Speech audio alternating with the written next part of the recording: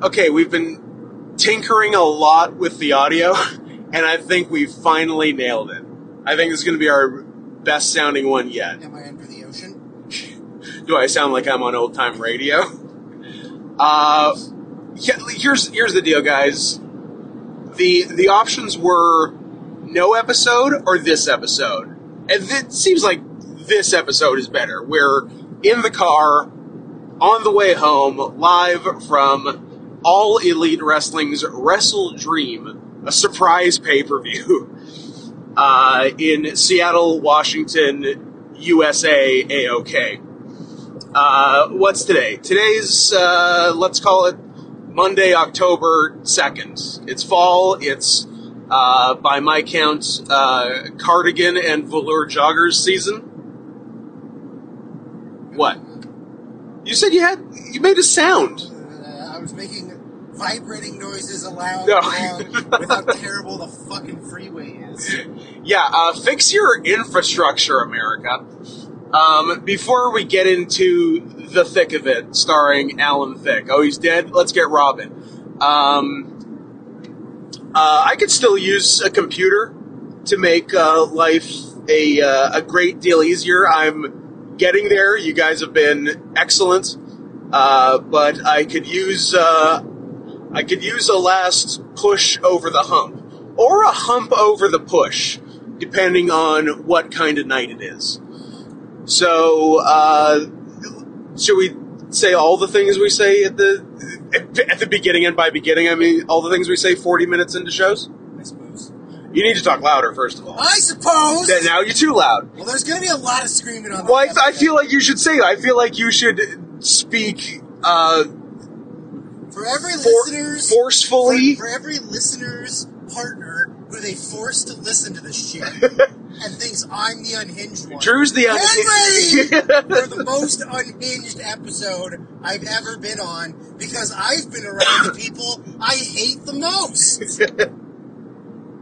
I'm Drew, Syrian Softballs on Things. I'm Scott, at Not Scott Henson on Things. One of the at Not Scott Hensons is YouTube, youtube.com/at Not Scott Henson. If you're not already subscribed there, please subscribe. It's the YouTube channel where this podcast is. So that seems like a reasonable thing to do. And then the other important Not Scott Henson is the one I should have mentioned 60 seconds ago, which is paypal.me/Not Scott Henson, which is where the money goes when you send it. And that was a real sentence. You're trying hard, but not hard enough. Yeah, those are the big ones. But we're trying to do this podcast beginning to fin. What the hell is French for beginning?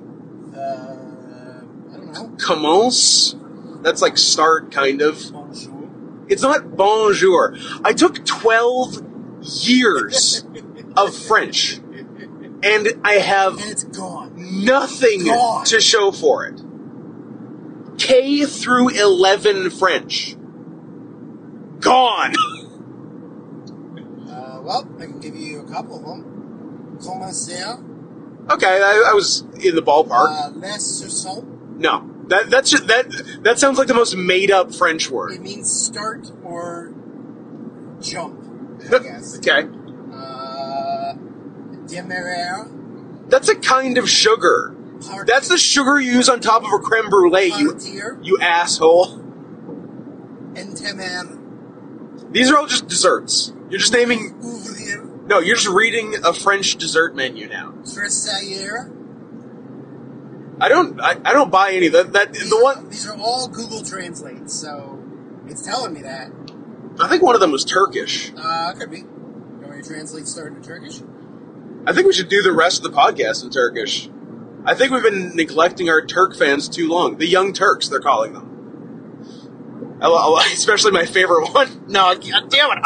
I want to say his name so bad. I can't actually say either of his names. The fat guy? Yeah, the fat guy. Alright, we're doing the all Turkish episodes. God damn, I really, what, you can... What? All Turkish episode, baby. Okay. No one's ever gonna know what that means except for me. It's the mean thing about Scott. Oh, great. I guess I can say it. Turk means sewer. I can say his last name, depending on where you want to go with it, is either Uyghur, which is fun, or just Wigger. And Wigger goes funnier with the word I want to use for his first name, but I can't because it's just funny to call a guy that name, and because that's really close to just his actual name. Yeah. But so shout out to official sponsor of the podcast, Young Turks. Go watch Young Turks, promo code CATS20. Is Young Turks even still a thing? That's a fantastic question. I'm going to say yes, and just nobody really cares anymore. Yeah, I'm sure nobody cares. I did like that Anna Kasparian girl for a while. I fucked her. She's pretty hot. Yeah. Anyways, back to whatever you were saying. I think that was most of it. I think I got on a Young Turks tangent and lost my way. Oh, I think I was just saying we want to try to do this before we stop at our favorite gas station. Yeah. So we'll see how it goes. Although we do have 14 goddamned matches to get through. Well, let's skip the bad ones. Nope. By the bad ones, I mean all of the ones we definitely watched. We watched every match, and we watched all of almost every match. I saw one move of one match, and that was it. Me too. Yeah. No, you saw more than I did. Not much. I kept checking back on you. Well, I was checking back on the dumbass I know. who couldn't use the vending machine, only to find out I also couldn't use the vending machine. Yeah, no, I whenever you got out of my field of vision, I get nervous. Well, you gotta give me one of those Velcro wrist. I'm gonna have to leash you. Yeah. Yeah. Well, it's for each other, so we don't lose each other. Yeah, it's not like the one is dominant and is sort of leading the other one. Yeah. It's equal leashings. Yeah. All right. We can play it that way. You wouldn't survive a day without me. I could survive one day. I'm not the retarded one. You're the retarded one. You're the one shooting those threes. Yeah. Where's your? I don't even need the jump. Don't even need to jump. Don't even need the backboard.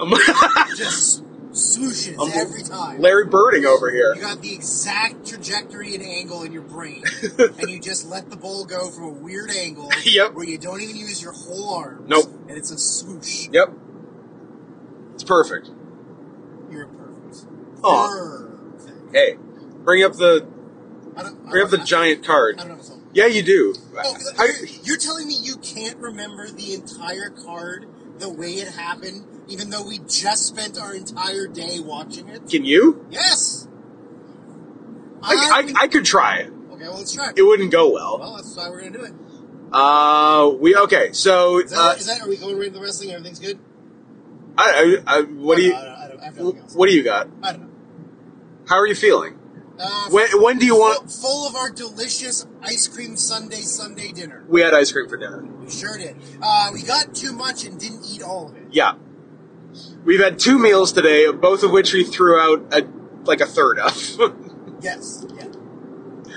Because we're free Americans and we can do that.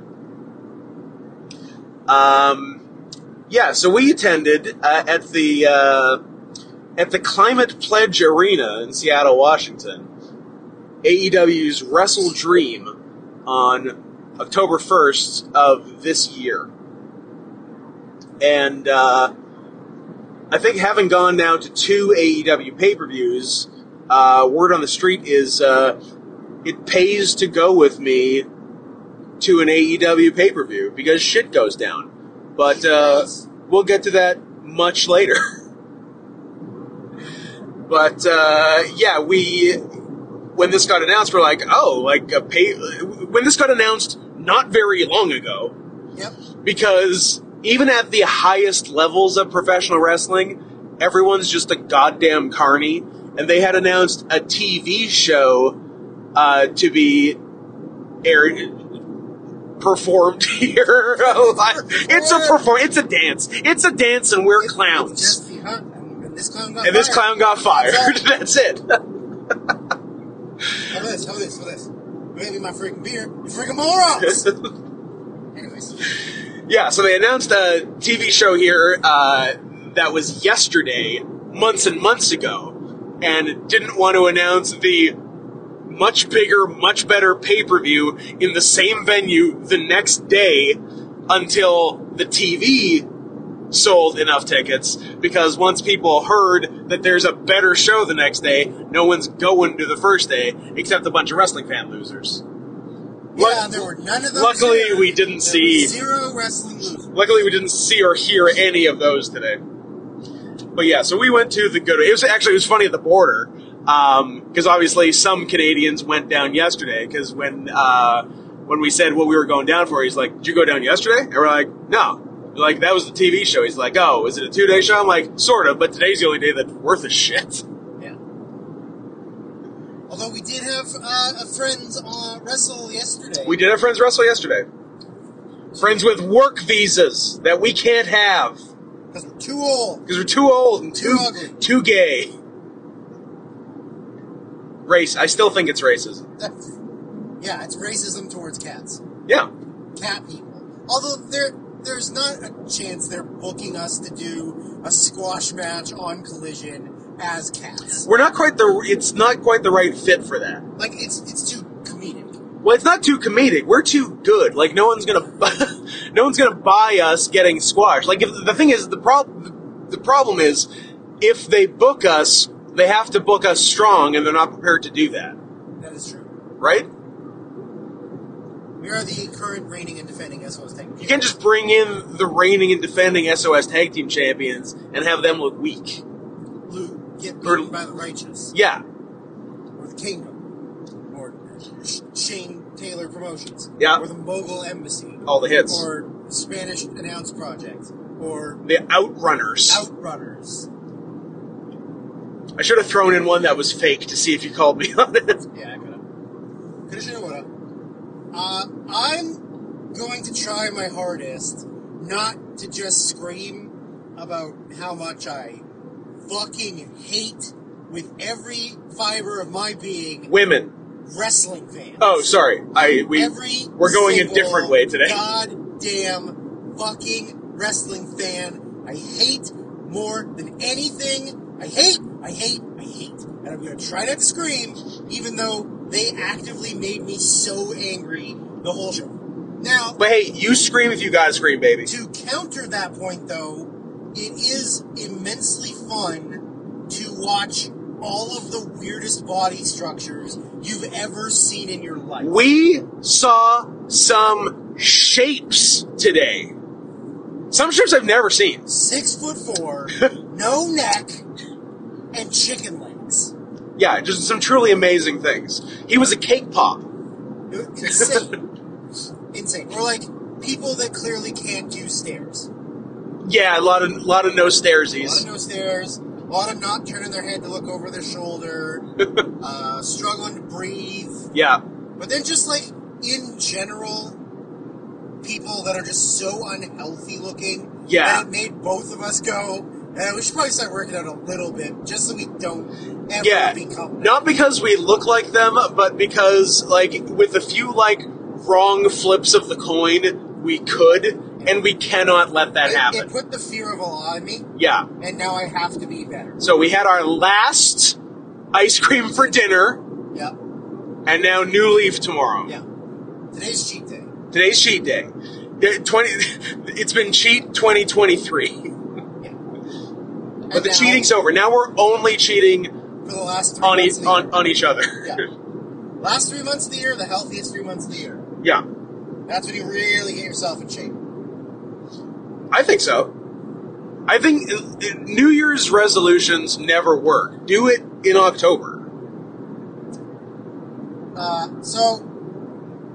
Without screaming about it, the reason I hate wrestling fans. Also, P.S. We don't hate the shapes. We love the shapes. The shapes are fascinating. The shapes make up for the hatred. The hatred has nothing to do with physical appearance. Yeah. Or like people wearing wrestling shirts. Yeah, or like buying, $300 replica belts, which there were 100 of. Yeah. It has everything to Well, that way you get to feel like you're the champion, Drew. I definitely saw a guy on the floor walking from, where you get the beer from back to his seat, like holding the belt up like The Rock, not even as he was walking through. Not even over his shoulder, straight up in the air, so everyone could see. Like he just won it. Yeah. So that's what we're talking about. Even though he's not physically capable of wrestling. Yeah. Yeah. So the thing I hate about wrestling fans is that they're such fucking losers. They're such loser man-children. Yeah, like, they can't help themselves from just yelling out stupid things that they think shit. are funny Yeah. that nobody is into. I think the only one I can think of right off the top of my head was during the 6-man tag, he was yelling a lot about, like, stomping on Will Ospreay's ovaries. I heard that. And I was like, shut the fuck up. Yeah. It's not even a joke. Yeah, and some were even, creative's not the right word, because none were creative, but some at least made sense and were pertinent, but then, they got worse than the ovaries, because there's one where a guy was just sort of, getting stomped down in the corner, and he was, he ended up, sitting on the bottom or middle rope, and one guy just started chanting, "Take a shit." Oh, yeah, there was "take a shit." Yeah, I'm like, that. what? Yeah. Me and you being that person, paid to see the same thing. I don't want to share an interest with this person. No. I don't want to be around any of these people. No. Yeah, also, a lot of them stink. There was one guy. Okay, so, cards on the table. We're, later in the pod, spoiler. Cards on the table. Daddy needed a snack. And the only opportune time during the show to get a snack is during the match where the two white women wrestle each other. Okay? Yeah. Look, if there was something else, I would have. I'm a feminist first and a vegetarian second. Okay. But that's the way it worked out. So I went because I heard rumors of Beecher's mac and cheese being available somewhere. Beecher's being a local Seattle cheesery. Who also makes excellent mac and cheese. And I found it, and it was great. Got that. Drew, we were on match 3 of 10 on the main show, and Drew needed an energy drink, or else he would die. Reasonable. Even though I had drank an entire large Dutch Bros before we got to the venue? Yeah. Dutch Bros is coffee, P.S. Oh, yeah. And, so I found a vending machine that had plain Rockstar. Yeah. And zero sugar plain Rockstar. And zero sugar plain Rockstar. But there was a guy struggling there, so and he was right by the seating. So we peeked through the curtain at that entrance and watched, 15 seconds. I saw one spot, you maybe saw 2 or 3. Yeah. While the guy struggled and struggled and struggled, and you waited, and then eventually he left. You went there, and then quickly understood why he was struggling, because the vending machine does not accept payment.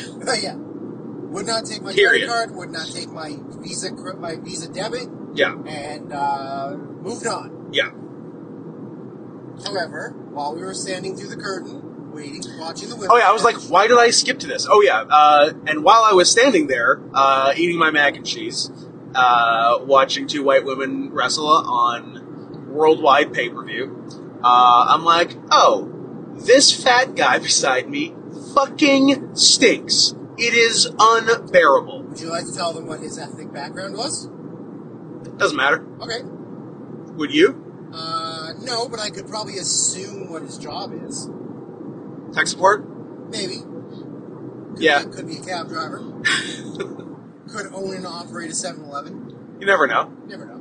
Or he could be a fucking doctor, Drew. Yes, he's not a doctor. He also could have been a doctor, but he was not a doctor. Doctors understand personal hygiene. Yeah, it's true. There are no I guess not a lot of doctors stink. No, they do not. Oh, I don't like what we're creeping up on here. We're creeping up on traffic. This sucks. late night traffic, which means someone up ahead is dead. So I think it's construction. At the end of the tunnel here, I better see a severed head or a severed clip, or I'm going to be pissed. I was really hoping you were going to go there, but I wasn't sure if you would. I'm always going there. Good. So, this guy stunk. Yeah. And Scott, standing in the dark, yeah. eating his mac and cheese, because like it's noisy enough in there with people making noise. I'm very good at gauging the maximum volume I can get away with. Yeah. To make it the funniest. Can we say how absolutely fucking gay this license plate in front of us is? There's a blue Tesla in front of us with the custom license plate Dub Life, and I want to hit it with my car. It'll explode if you do. Oh yeah. Yeah, it's like driving in like Grand Theft Auto. You hit it, the driver instantly dies, and it just rolls into a wall and it explodes. It's pretty cool. That's how Teslas work. Then I can go have sex with a hooker. Yep. And what? Nancy Reagan Tipper Gore can get mad about it. Yeah. Is it, how far in can I call Tipper Gore the C word? 21 minutes. 21 minutes in. I'm not going to, but I want her to know that I'm thinking it. Anyways, so, you're good at Tipper Gore, your husband is cooler than you, and your husband is Al Gore. Yeah. So, you're good at regulating and knowing how loud your voice can be. Yes. So you, staring directly at this guy, who is staring at the wrestling. You're standing between me and him, and I am looking past you to him, talking at him, saying, "Sir, you stink. You're disgusting. You're a pig. Wash yourself." Yeah. And also, there's a security person right beside me who hears me, which I also think is funny. Also very funny. Yeah. But she doesn't know who you're talking to. No. As far as she's concerned, I stink, which I don't. Yeah, look, you groom myself nightly. You're a groomer. I am a groomer. Yourself, others, whatever. Whatever. I just need to groom. Lots of grooming happens. Lots of grooming. I'm rapidly running out of lane here. Yes, traffic sucks. So, I guess we could start at the beginning. At the beginning. At the Como sale, or the end. You want to start at the end and go work backwards? Ooh, start at the top and work down to do boring stuff at the end. So, we arrived. Within seconds of arriving, ran into one of our only friends from wrestling we like. Yep. And his wife. Shout out to Pitfall Jones and Charlotte. Yep. Charlotte Jones. Charlotte Jones. So we get there. Scott goes, "I need an $8 bottle of water." Mm-hmm. He goes. It's one of the nights. I got to do the cool Brave New World Amazon. I'm not set up so it just scans your palm, which is even weirder to me. China has your information. And then just gives it to China. But yeah, you scan your credit card and then you walk about the cabin freely and take what you want and fucking leave. And I asked him, does it kind of feel like you're stealing? It does. And it really does. It's like stealing Fantasy Camp. You pay to go, and you get to feel like you're stealing. You get to pretend to be Winona Ryder. Yeah. Or all those guys during Katrina. Or, that's more looting than stealing. Or one of the Ball brothers, but I can't remember if it was or Anthony. Lasagna. Lasagna. It was Lasagna Ball. L apostrophe.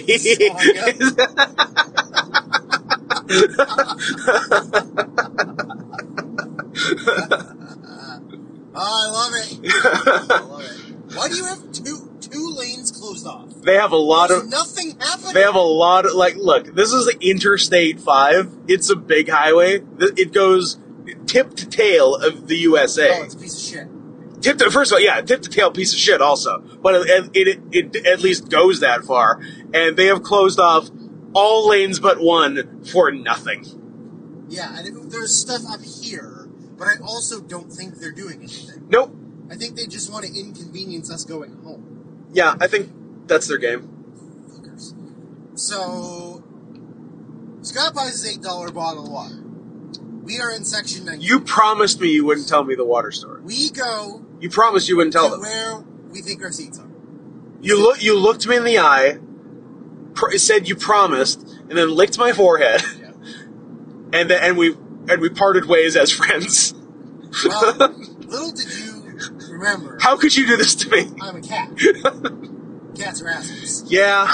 So, we sit in the seats we think are ours. Yeah.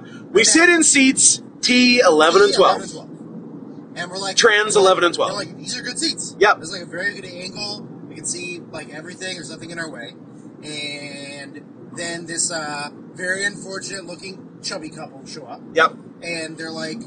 P.S. You know that, I mean, not at this venue, but in almost any other walk of life, They have to buy 3 seats. someone is... No, I'm going the other way. Someone is referring to us as a very unfortunate chubby couple. Yeah, probably. Probably. I'm kidding. We're cute as hell. Yeah, but we're not that... We're not. We're great. We're like, Some would say perfect. Someone after no more cheat days, then we're perfect. Yeah. I think if you took all of the men that attended the show tonight, We're tens. we're like in the top 1%. Yeah. Yeah. Of like attractiveness, body weight, to like, be looking like a normal human being. Yeah. We're in the top 10%. No, we were John Hamm there. We were John goddamn Ham. Handsome, funny, talented, He's handsome. got the 4 things. The big 4. Big 4. So they show up and they're like, "Oh, well, we're in 10 and 11," and Scott's like, "Well, we're in 11 and 12." That's a like, strong overlap. Like I'm very much ready for Scott to like shut them down. Like, oh, oops, we went to be in the wrong section. I was also ready for Scott to shut them down. Yep, 100%. I was like ready for you to do it, and then we realized, oh, we went right and we should have gone left. We went it's at the section 17 and 19 border, and we zigged when we should have zagged, and because like at the stairs we were like right goes to 17, left goes to 19, and we first time we were supposed to pizza. exactly, and we had a bad time, and so we left, and we go to our seats, which also were good seats. Yeah, we're like maybe better. Yep, it was a nice angle. Yeah, it was a nice angle for the show, and because I didn't realize immediately. It was during the first match. During the first match. The first match was Satoshi Kojima, Keith Lee, Billy Starks, and Athena. Who is a heel. A heel. On the face team. But was very much acting like a face. No, she wrestled as a face. I'm just saying, until right now, she has been a heel. Yes. Against Shane Taylor, Lee Moriarty, Diamante, the girl one, not any of the Mexican men. Not the Mexican in Japan and not the Mexican in Mexico. Yeah. And Mercedes Martinez. Handsome woman. Well, she's not for us, Scott. You know what? I know we're not for her. So it's true. It doesn't matter if she's attractive. Yeah. So the match was what it was. It was short. It went 5.5. It was a pre-show 8-person tag. Yeah. It's exactly what you'd expect. There was a little bit of comedy. Yeah. There was an impressive feat of strength by Keith Lee. Keith Lee did He got Shane Taylor up and held him up for longer than I thought he could. And Keith Lee looked not as much like shit as he has at other times in the last 12 months. Yep. He's started dyeing his hair black again, so he doesn't look like a weird wizard. Yep. And is not as fat as he's been. Yes. Because I'm pretty sure someone told him he was going to die. Probably. Yeah. Well, he did almost die. Because he literally did almost die a few years ago. He and his wife couldn't stop giving each other COVID. Stop passing COVID back and forth. Like 4 times combined they had it. Yeah. It's crazy. But also, I wish Shane Taylor was as fat as he's been in the past, because his ass used to look crazy, and now it doesn't so much. But he also wears like loose shorts now, and he used to wear a singlet. Yes. So maybe a boy can still hope that Shane Taylor is a crazy ass. Yeah. He's just covered it up better. Yeah. Yeah. But yeah, I mean, it was short. They had some pretty funny spots. Athena trying to fight Shane Taylor and the ref not letting her was kind of funny. Yep. Keith Lee did one massive, impressive test of strength. Yep. Kojima did some stuff, got the win, and then they let him pose in the ring after the match. Yep. Was what it was. Yeah. Star rating. 8. Oh, sorry. Bold. 7. Out of 10. 2. I don't know, 2.5. It was what it was. Yeah, 2.25. Yeah. Now, should women be allowed to vote? That's a good question. Should women be allowed to choose to have abortion? That's the real question. Depends on the state. Oh. Nebraska. No. New Mexico. No. New Orleans. My favorite state. No. New Jersey. No. New York. No. New Hampshire. Nope. Nevada. Yes. Because it's Sin City. Sin City. And that's sin. Yeah. Yeah. So, second match was the match that was announced on Friday. Yeah, also, so, like, last week, there were, like, 9 announced matches. Yeah. And that's enough. Yeah. Well, it was all main card Yeah, stuff. That's enough for a pay-per-view. That's perfect for a pay-per-view. Yeah, we ended up with 14. 4 pre-show, 10 regular show. Yeah. A lot. Too much. 5-hour show. Too long. I mean, it did go by fast. Well, AEW does pay-per-views right, which is just match. No promos, No WWE bullshit in between. Just go. And it does go faster that way for sure. Yes. So yeah, this one, so the opening 8-person, this one, the other pre-show match, the other 2 pre-show matches were all announced on Friday. Yeah. And then the final main card match was also announced on Friday? Yeah. Yeah. So 5 matches got announced 2 days ago. Yeah. Which is very par for the course for AEW pay-per-views. So this one was Claudio Castagnoli put out an open challenge on Twitter, X.com. Thank you. That he was looking for a challenge, and it got answered by former UFC heavyweight champion, former Pride fighter, former English commentator for New Japan. Yep. And what does he do now? Is he a commentator for Strong? I don't know. He just wrestles sometimes. Josh Barnett. Yep. Answered it in the same video package. Yeah. So there wasn't even time for you to be gee, I wonder who. Who's going to be? Oh, it's that guy. Oh, it's that guy. Oh, it's Josh Barnett. And so to start everything, or was it the main show they did that? What? The Inoki thing. That was pre-show. So sorry, yeah. Pre-show, they did a big, kind of little tribute thing to Antonio Inoki because the anniversary of his death. They had we finally got him. We finally got him. The old bastard. He'll never realize his dream of a perpetual motion machine. Or a unified Korea. Big ideas, that Inoki. He really did. So they had Rocky Romero, who was a student of the game. Not a direct. It's just anyone who had some training at New Japan. Nobody was trained by Inoki. Then Shibata and Inoki's 2 grandsons. Yeah. No Simon. Simon, noticeably absent. 30 days Inoki. 30 days Inoki. Show yourself. So they did a nice little tribute thing. They brought in flowers, which is tradition to give to the family of whoever they're celebrating or grieving or whatever. Somehow the picture of Inoki got knocked over on the table. But Rocky Romero, consummate professional, they got it, grabs it in a second, and he's just holding it, and now he's the picture guy. Yeah, and that's more respectful than being on the table. Yeah. So, Barnett does have ties to Inoki. Yes. He did Gino stuff. Yes. Which is the other. The shooty fed that Inoki tried to do because he's lame and a loser. Yeah. R.I.P.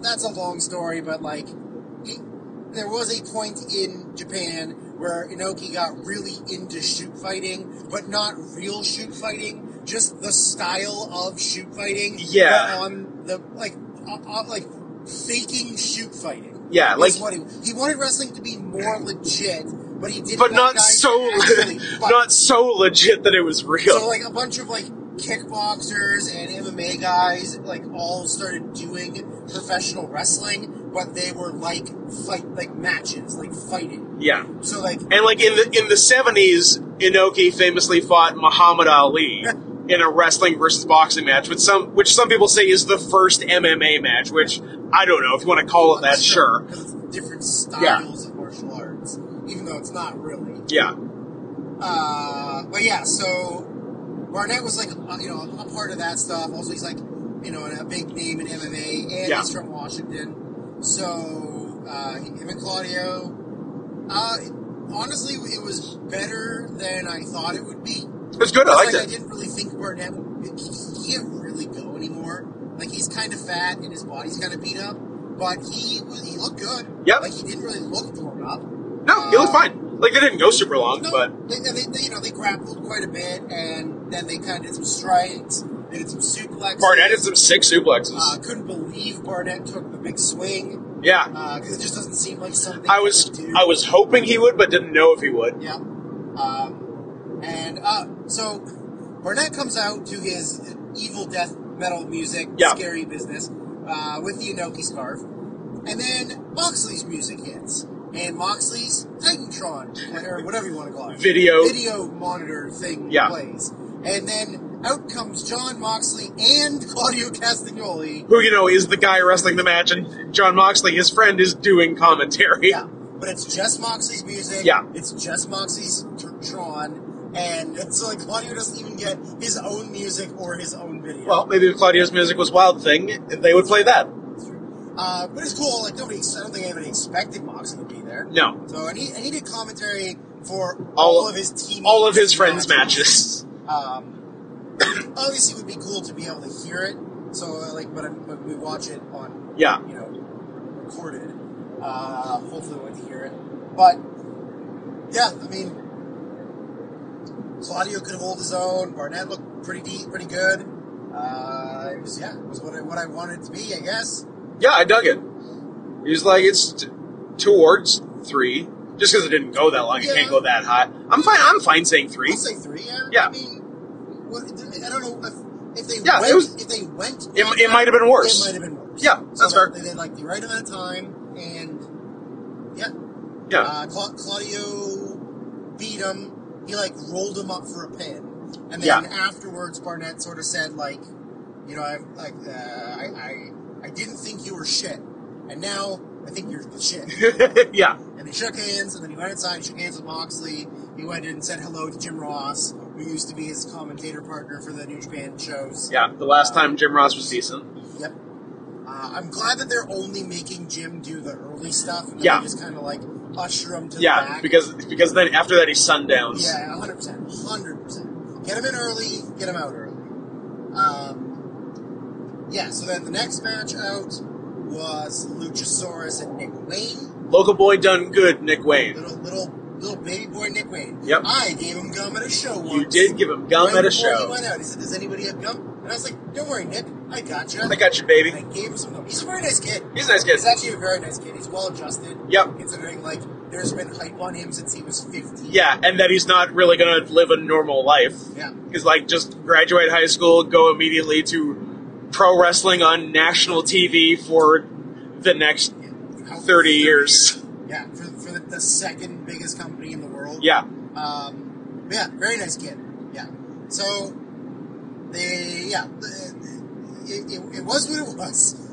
Luchasaurus, I think he's better as a heel. Yeah. But he's a better wrestler as a heel, but I think he's a better character as a face, maybe? Yeah, could go either way, yeah. But yeah, there was a lot of Nick sort of trying to overcome the monster. It was a very simple match. Nick did a couple of good big spots. Luchasaurus killed him with a German and maybe a big ass choke slam. Yeah. And then the finishing sequence was it was pretty good, and then he just murdered him with... Just, Nick went for springboard cutter, Luchasaurus caught him, pushed him, lariat, pin. Bam. Yeah. Made him look like a bitch. But I mean, whatever, it is what it is. Yeah. It's okay, they'll be friends later. You never know. Yeah, I mean, it's hard to rate it because it wasn't a lot, and it obviously didn't go long. It was really basic. Like, I mean, like, 2.25. Yeah, I'd say the same I gave the 8-man, so 2.25. Yeah, I'll say 2.5, just so I'm different than you. Yeah, so you're not copying. Because I liked it better. That way people know I liked it better. Okay. That way Nick Wayne will be better friends with you than me. Well, I gave him gum, so we're already best You friends. did give him gum. Yeah. So then the final pre-show match was the Acclaimed and Billy Gunn defending the Trios titles, one of too many titles Yep. they have, against the New Japan team of the Mighty Don't 69, TMD. aka the Mighty Don't Kneel. Yeah. That's Mikey Nichols, Shane Haste, and Bad Dude Tito. Bad Dude Tito. Who we learned is American. Yep. And pretty decent. He was fun. Considering we'd never seen him wrestle before. Yep, I liked him. Yeah, I mean, we said this at the show, but, like, it's wild that when the Acclaim came in, everybody was like, who the fuck are these guys? Who are they, and why did this large company sign them? Yeah, and now you're like, oh, they're like the second most They are over people wildly in the entire over. company. Yeah. I don't think they're not great workers. I think Bowens they're is decent. pretty good. Yeah. I think Caster's kind of sloppy. Can't be. Billy Gunn looks insane. Yes. He's just a He's the most leather. giant, leathery, 60-year-old man. And he looks like he's going to have a heart attack in the ring every match. Yeah. Mikey Nichols wears terrible gear now. He looks like bad Roderick Strong. Yeah. Long black tights. It just looks terrible. But Shane Haste might be our new favorite. Shane Haste fucking rules. Yeah. He did a lot of fun comedy stuff, but he's also still like super athletic. Whereas like Nichols is not unathletic. No. But I think he's kind of fatter now. Yeah, Haste has been the same high level of athleticism for 10 straight years. Yeah. It's just he didn't get to do anything for about 4. Yeah. How long? Maybe longer. How long was he in wrestling prison in WWE? I think it was about 4. Probably about 4, yeah. Caster, in his rap, did mention that he was Slapjack, which was great. We were hoping he would. The ill-fated Slapjack in WWE. Yeah. Which was very funny. Yeah. We're glad he did it. And he also called them gay. He called them gay, implied they were at a glory hole. Max, your partner's gay. Yeah. And by all accounts, your daddy is gay. And in the eyes of wrestling, Billy Gunn is gay. It's weird to hear a bunch of children, like young children, yell, "Scissor me, daddy ass." Yep. That's not okay. I googled scissoring. You guys do it. A very funny thing John Silver said on Collision. Yeah. Yeah, I mean, it was what it was. There was some comedy stuff which was really good. Haste versus Billy Gunn was funny. Yep. Because he was trying to do, like, moves to Billy. Billy was too big and muscular for him. Yeah.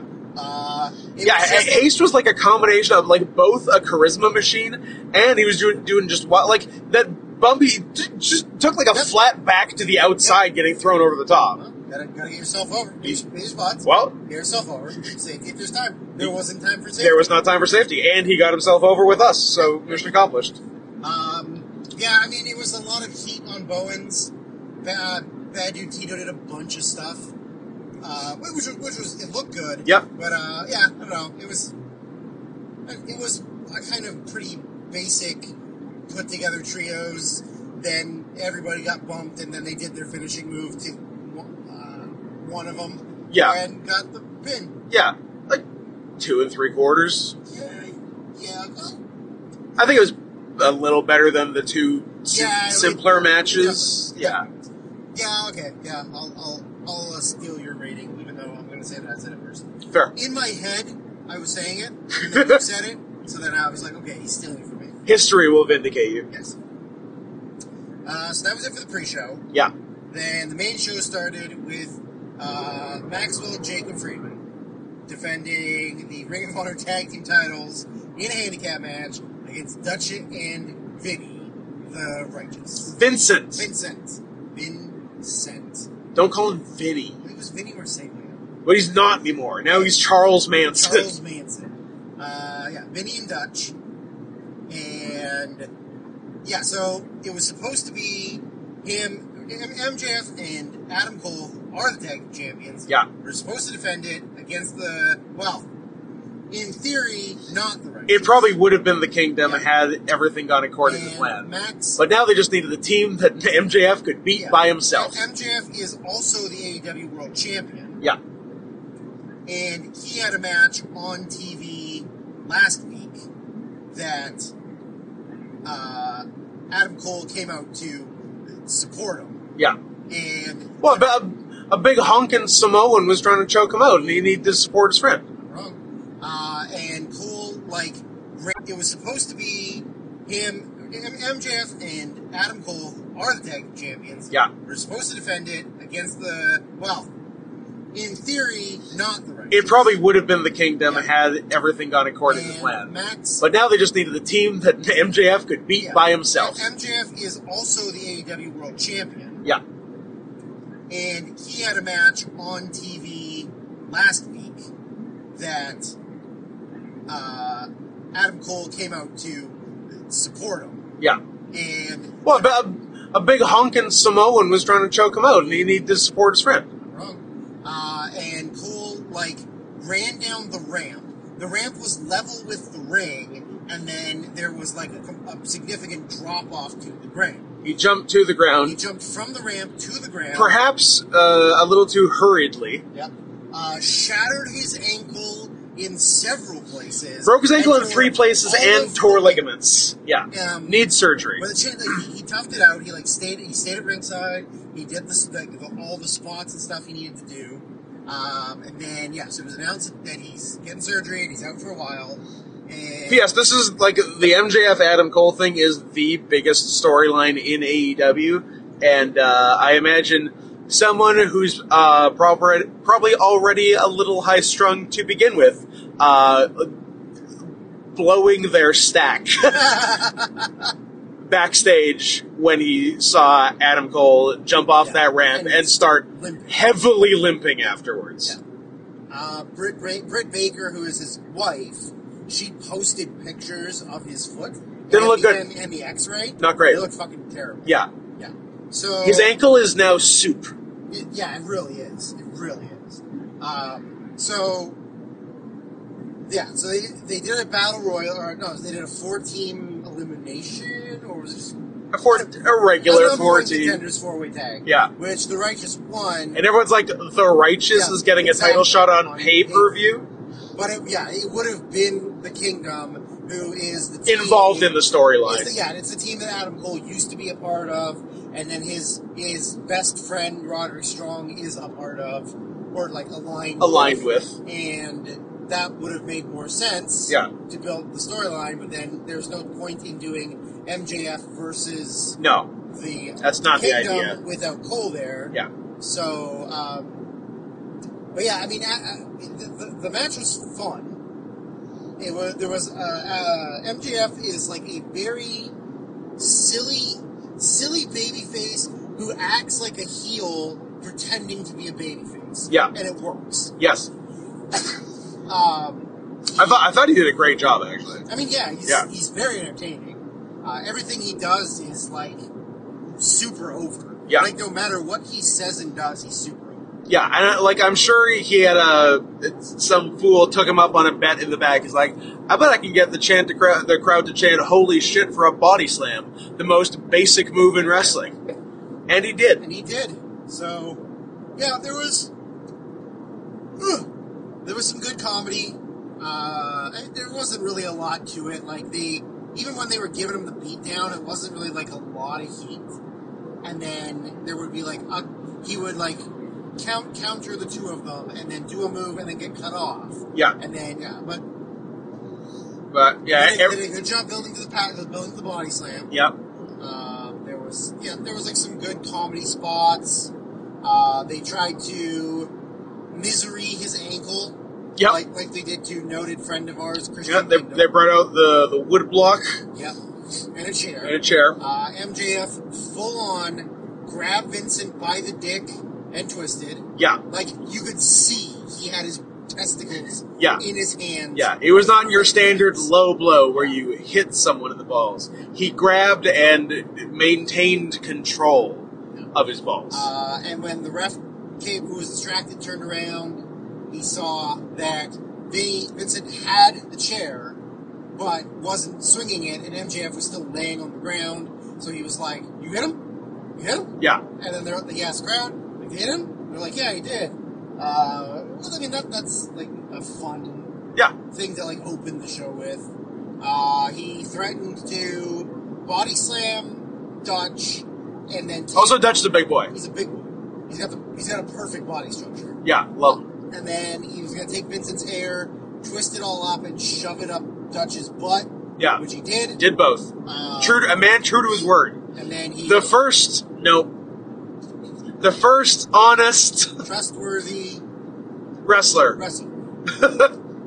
Named Friedman. He did the kangaroo kick, which is like a fun, stupid, silly thing he does. It's basically make pause.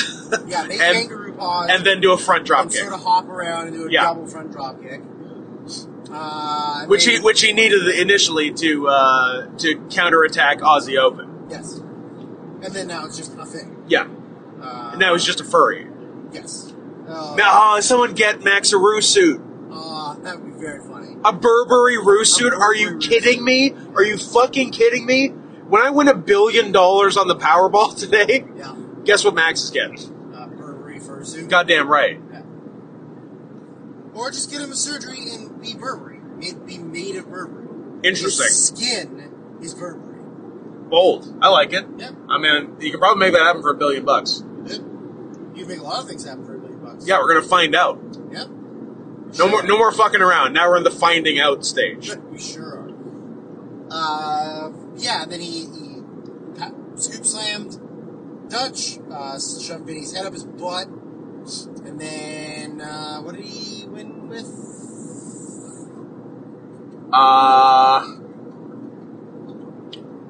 Great question.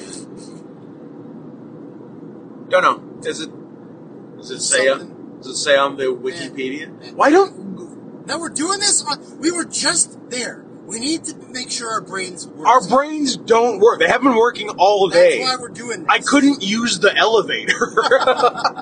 You forgot your water bottle.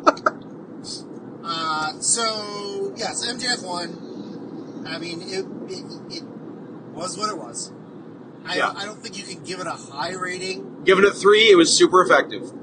Yeah, it's a good opener, and it was what it needed to be. Yeah. I didn't really want to see a bunch of like righteous beatdown stuff. And comedy worked for them. So even though like in theory the characters aren't comedy wrestlers. No. But it worked. It was fun. Yeah. Are you copying my 3? I'm gonna copy your 3. You know what? 3 1/4. Oh! Because I'm better than you. Son of a bitch. So the next match was Eddie Kingston defending Eddie Kingston, who has 2 titles, against Katsuyori Shibata, who has 1 title. There's too many titles. Yes. He's defending the New Japan Strong and the Ring of Honor World title against Shibata, who is not defending his title. Yes, the ROH Pure title. I guess makes sense, because then you'd have to change the title. Do different rules. Yeah. Or someone would have to win all the titles. Yeah. And I don't think you really need Kingston to be the world champion and the pure champion. Unless you're unifying them, which you fucking should. Yeah, I know. Unify all of the Ring of Honor singles titles. Yes. Unify the tag titles. Unify the trios titles. And unify the ROH women's title with one of the other 2 women's titles. Yes. Like, there's too many things going on. Yeah. The AEW titles can be defended on Ring of Honor. Doesn't fucking matter. Or like Ring of Honor contracted wrestlers, although that doesn't fucking matter. Yeah, doesn't mean anything. It's dumb. This match was great. Yep. It was exactly what we wanted it to be. It was just two guys doing strong style, kicking each other's asses. Yeah. Eddie Kingston had to wait 40 years, but now he just gets to wrestle or at least meet all of his favorite Japanese wrestlers. Everybody. So, I mean, they did just a shit ton of chops and kicks. They both did awesome suplexes. Yep. Even Kingston threw some really great suplexes. Yeah, they had some good, standoffy stuff, just both sitting cross-legged looking at each other. Yeah. Yeah. Yeah, there was a couple of good ones where, they were trading back and forth really hard, and then Shibata hit, a really big one, and then Kingston would, wind up to throw his and just collapse to a knee, which I love it. Which is one of my favorite spots. A classic Kawada sell. Yes. Someone probably did it before him, but he's the guy I associate with, trade strike, strike. You get hit with a big one. Here, I'm coming. No, I have to sit down. I'm done. Just excellent. It's great. They did that. They did, Kingston just took a beating with the chops. A bunch of kicks. It's exactly what I wanted the match to be. Traded, back, I think they went, back fist, back, spinning back chop, spinning back fist. Yep. And then, and the finish was spinning back fist into a power bomb. Yeah, it was like back fist Northern Lights bomb kick out. Yeah. Back fist back Kawada power bomb. Yeah. Yeah. Pinned him. They had a nice moment. Kingston said, nope, Shibata, you stay in the ring, you take the spotlight. This is It was he won. Yeah. The ROH World Champion won, and ref raises his hand. He just leaves the ring. Shibata goes to also leave the ring because he has nothing to stay for because he lost. Yeah. And Kingston goes, "No, you stay. Play his music. Play his music. Let him pose." Yeah. And then that's what happened. Yeah, and it was awesome. Shibata did all the corners. And also Shibata has the best music of all time. All time. Just release it in some form anywhere. And we got to hear it twice live, which is perfect. It is called Takeover by Low IQ 01. Just release it somewhere. Anywhere. It's been 10 years. Yeah. Come on. Anyway. So it was, kicked a lot of ass. Yeah. I don't want to overrate it because it was live, and you always overrate the things live. Yes. With that being said, it was fucking awesome. It was great. So I will say that it was a 4 and some change. I'm fine with 4 even for me. Well, now I gotta decide if I want to be better than you. Well, Fuck. That's a decision. 4. That's a decision everyone eventually has to I'm make. stealing Scott's 4. Do I want to be better than Scott? I mean, I'm already better than Scott, so. Can we finish the podcast between now and the next exit? Yes. Okay. The next match. We can finish the next match. The next match was Chris Statlander defending the TBS World title or whatever against Julia Hart, and it happened. And she won. And it happened. So our congratulations to the entire Statlander family. This was the Scott needs to get mac and cheese, and Drew needs to spend $11 American on a fruit punch Rockstar because he's dying if he doesn't get it. Yep. Break. So we saw one match each, or one and, move each. And the deal was struck, and here we are. I don't want everybody listening to think that we didn't watch it because it was women. We didn't watch it because it was the only match that was skippable. We didn't watch it because we knew it would be the worst match on the show. And if we knew a men's match would have been the worst match on the show, we still would have skipped the women. Listen, just put one jab in the match. One jab. Even Sheeta. She's not that good, but at least she's Japanese. Spice it up with a jab. I don't need 2 white women hitting each other. Yeah. Because it looks fake. It's like they're dancing. And then one of them forgets the dance move. Yeah. And then the other one just still does the dance move. Yeah, and then they just then you see them whisper to each other, and then they just agree to start again from the beginning, and then they have to do the whole match again. Cool dance. Yeah. Yeah. Oh, Scott, we arrived at our destination. I guess the podcast is over. What's the next match? We're at an hour. Yeah. Good, podcast is done. We did it. You guys can read the results for this. What the fuck do you need us for? Yeah. Next one was the 4-way tag match for number one contender for the tag titles. It was the Hook and Orange Cassidy, Austin and Colton Gunn, the Young Bucks, and Penta and Phoenix. JK, not Phoenix. Not a lot of Phoenix. No. So Phoenix got hurt in the Moxley match that Moxley also got Phoenix hurt got hurt hurting John Moxley. Yeah. And then, on the same show that Adam Cole got hurt. And then they had to, on the fly, call a title change of Moxley losing the title to Phoenix. Yes. Which wasn't the plan. Which really fucked up plans. Which fucked up all the plans. And then they did a number one contender to challenge Phoenix. And they didn't want Phoenix to get hurt. Yeah. So in this match, he did 3 or 4 spots and then, faked an injury. Faked an injury. Yeah. And then they just took him out of the match. So Pentagon wrestled by himself the rest of the match. Yes. That's it. Done. Match is over. We'll be right back. No, we won't. We're back on the highway! And what happened in match 4? Phoenix is dead. Phoenix got hurt. Further updates as events warrant. Yeah, so you definitely lost the over-under bet with yourself as to how many Canadian destroyers there would be in this match. Yep. And this show in general. Yep. The over-under was set at 17.5. Drew went with the over. Actual score, 0. Not a single goddamn destroyer.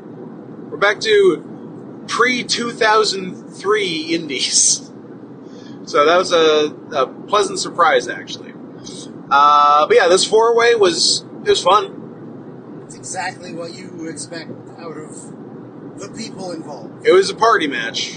It was a party match. We had a party. It was kind of felt like, very spot festy at times. Yeah, the Guns were the only heels, so they would get heat sometimes, and then everyone else would just do spots. Yeah. Yeah, I feel like there was a lot of the Guns versus Orange Cassidy and Hook. Yeah. And then I feel like Penta did a whole lot of nothing. He got the hot tag at the end. He got that tag at the end and Good got stuff. pinned. Yeah. They did do that sweet ass. He did the sweet ass double team with Ajax and Nick. Probably Nick. It was Nick. Yeah. So was it both Guns or was it other people? Hook and it was Hook and someone. Hook was on his back. Yeah, he had a Hook and a gory special. And I don't know. A gun. I think it was a gun. Maybe a gun. Yeah. And a gun in. I'm gonna assume Austin because he's shorter. Yeah. In a package pile driver. Yeah. And then he did that, and I think Nick came off with like a double foot stomp, as Phoenix would do, on Gunn's butt, and it was a pretty wild 2-man on 2-man move. The way we like it, 2-man on 2-man. Yep, as God intended. It's in the Bible. Look it up. Oh. Yeah, I mean it had every spot you would expect from this match, except Canadian Destroyers. But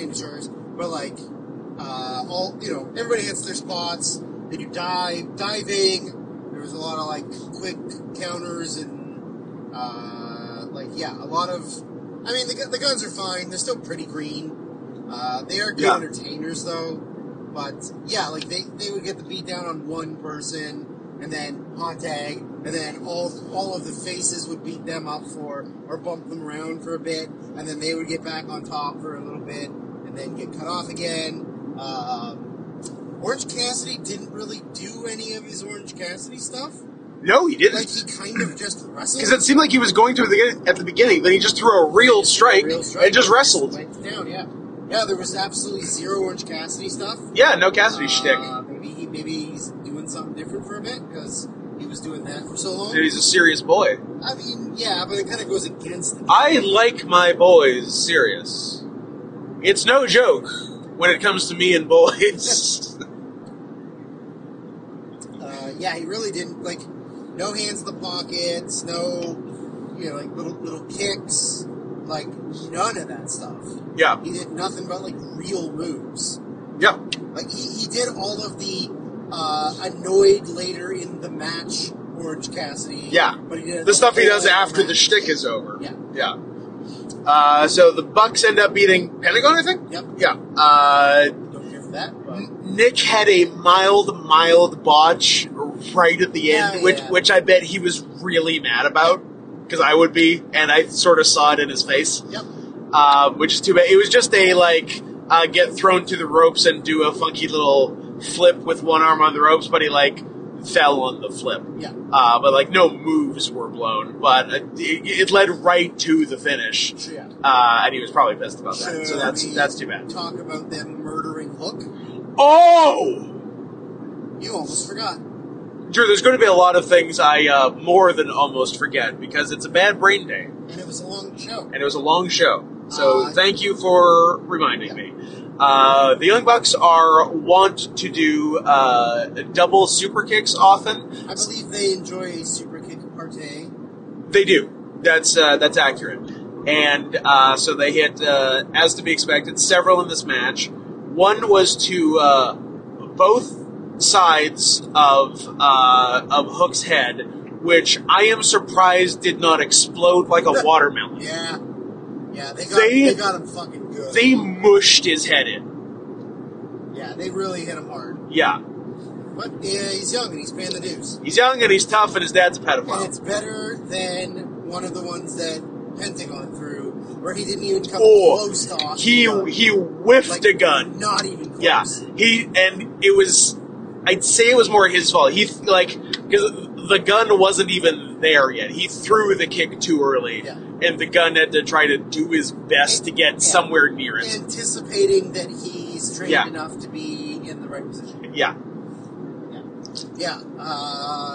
It's a multi-team Young Bucks match. Yeah. So that should say enough to most people who know those kind of matches. Yeah. Good, clean fun. Yeah. Do I say 3.5? Do I say 3.25?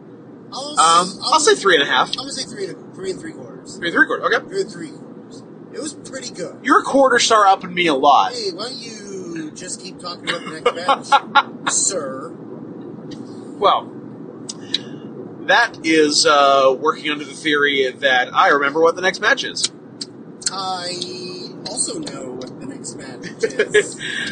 So we find ourselves at an impasse, where we both are sure that we know what the next match is, and are sure that the other person knows what the next match is, but neither wants to be so rude as to say it. Bryan Danielson. It's definitely not Bryan Danielson. Darby Allin versus... It's not. It wasn't the main event. Well, kind of by default, it's the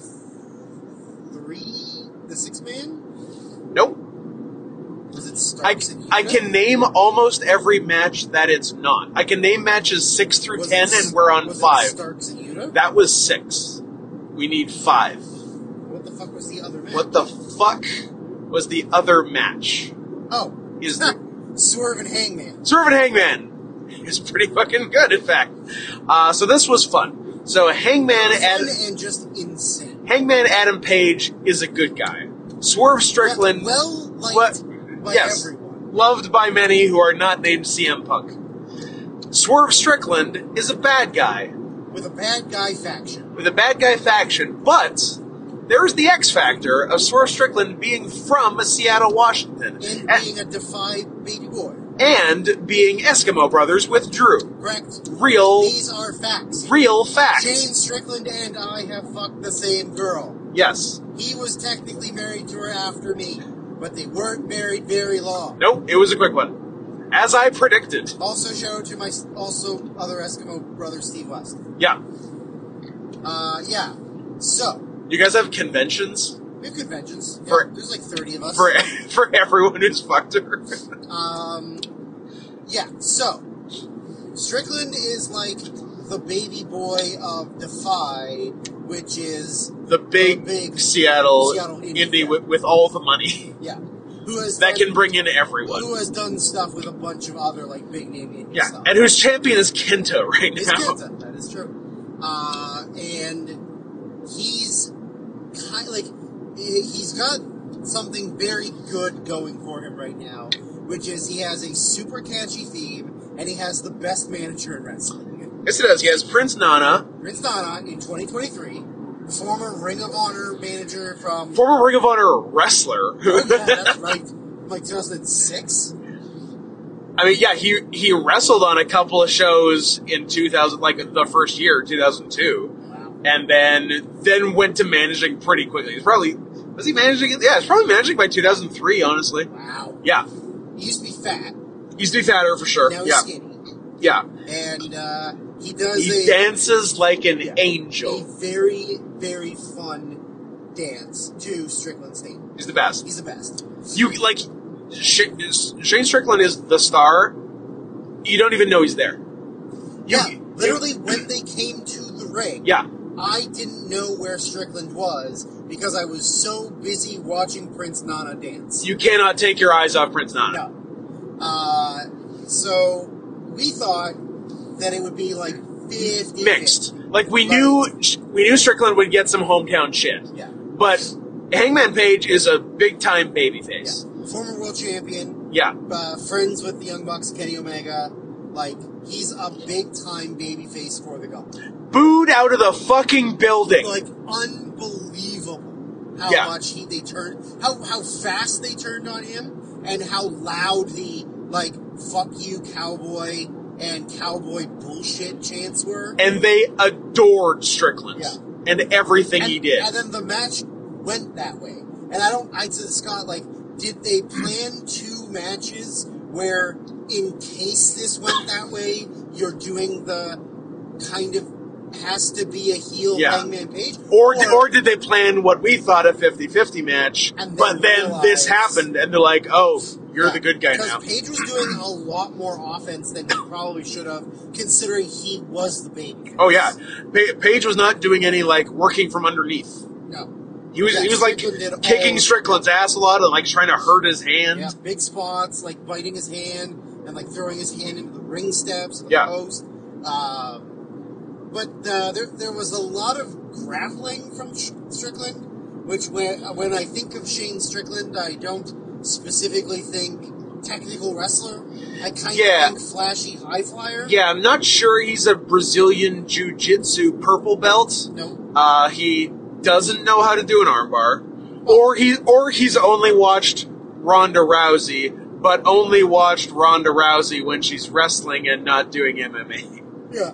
Which is that I'm glad she's fucking dead. Yeah. Because there's nothing more infuriating than someone who tapped people out at the highest level with an armbar, but doesn't do the armbar the same when she's pro wrestling.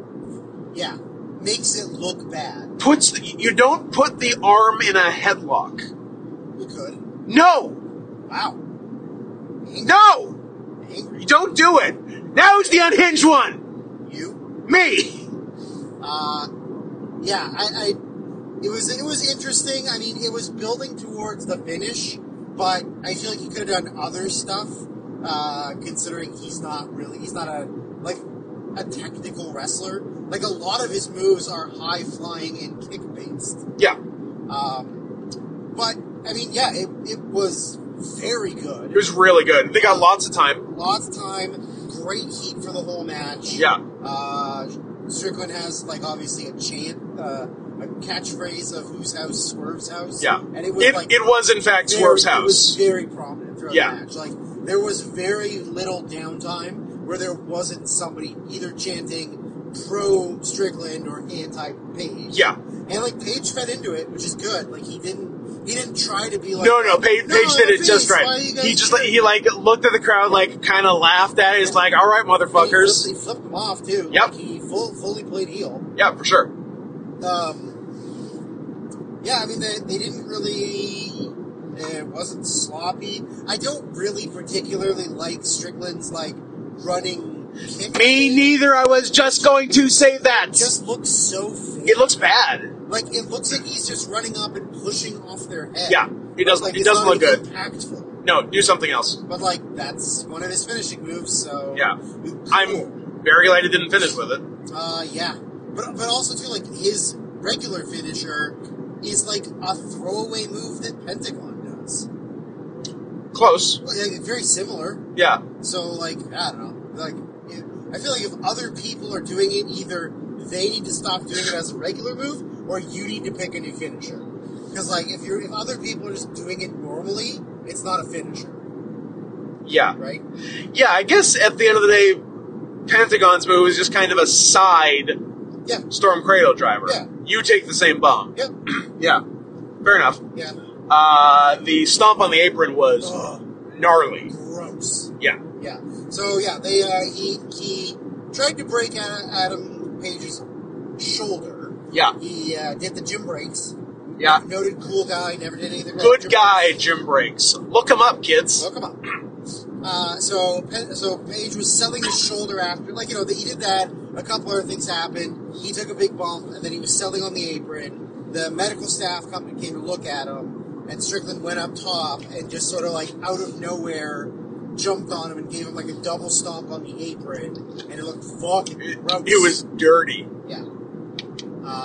And then, yeah, like, Strickland hit his finish. There was one great part where I think it might have been after the foot stomp on the apron, where Prince Nana was doing the dance while running backwards around most of the way. It was pretty great. Yes. But yeah, like, Strickland went over, like, it was... They did a near fall with Strickland cheating. Yes. He hit him with Nana's crown. Yeah. Didn't get the pin, and then pretty much, like, went right to hitting his finish, so... He sort of cheated to win, but he did not directly. Yeah, but like but people were more than happy for him to cheat to win. Yes, like that was not going to get a boot. Nothing could get a boot. Nothing he could do was going to get him a boot. No, I mean the thing is that the Defy fans are pretty loyal. Yeah, there was a lot of people wearing Defy stuff. Yeah, but I think that crowd, like anybody from Seattle, if you're not familiar with wrestling or WWE compared to AEW, etc. Yeah. In WWE, if that was to happen, the guy who's supposed to be the heel, who's from the hometown, would then actively do something I'm from here. This is where I grew up. But we can't wait to get out of this shithole town and go back to wherever they live now, just to get heel heat. Whereas in AEW, they just they lean into it. Go with it. They don't care. It doesn't matter to them. Yeah. So it's very different. It was way better than I thought it would be, and I thought it was going to be really good. Yeah, I was hoping it would be really good, and it was really good. I'm going to give it 4.5. I'm going to overrate it because we were there live. It's 4.5. It's pushing 4.5. I could go 4.5. Copier. Scott's doing my ideas, everybody. Just so you know. I think it was, at that point of the show, it was the best match. For sure. Yeah, for sure. So, which gets us halfway through the main card and brings us to a treat. Yeah. So we stopped at the gas station where we were supposed to have finished the podcast by. Yep. Which is why there was probably a little bit of a blip in the middle there. Yep. And we do our normal shopping. And as Scott's looking in the Gatorade display, I noticed... Drew from one aisle over says, that's a weird-looking label. What's that cum-looking Gatorade? Yeah. And I was like, is that just a fancy NFL-specific label? Is it some sort of... regular white? Yeah, is that sort of just NFL or Halloween-themed cum? Or is it some sort of special cum? It's all the above. It's special cum. It's special NFL Halloween cum. So it's white mystery flavor. Yep. Limited edition. It's got one football player running the ball, one football player getting ready to tackle the one running with the ball, and it's orange and black and white label. And it's got one football player hiking the ball to another football player, and then another one off to the side kicking a ball. And all three of those players are white. That's the positions. So, what do we think it's gonna be? I'm just praying to Allah that it's not coconuts. Oh, that would suck. I'm not a picky man. Actually, I am. It's not coconut. But I just don't want it to be coconut. What are we... Oh, you're already going in. I was going to smell it first and see what I could I did smell it. Ooh, it smells good. I like the smell. It's good, but fuck me if you can tell you what the fucking flavor is. That's nice. Is raspberry in the mix? I did some raspberry. Is it red cherry Laffy Taffy, or was it Laffy Taffy? Is that what it was? Airheads, which is the same thing, pretty much. Did we say? We said on a future pod. Boo.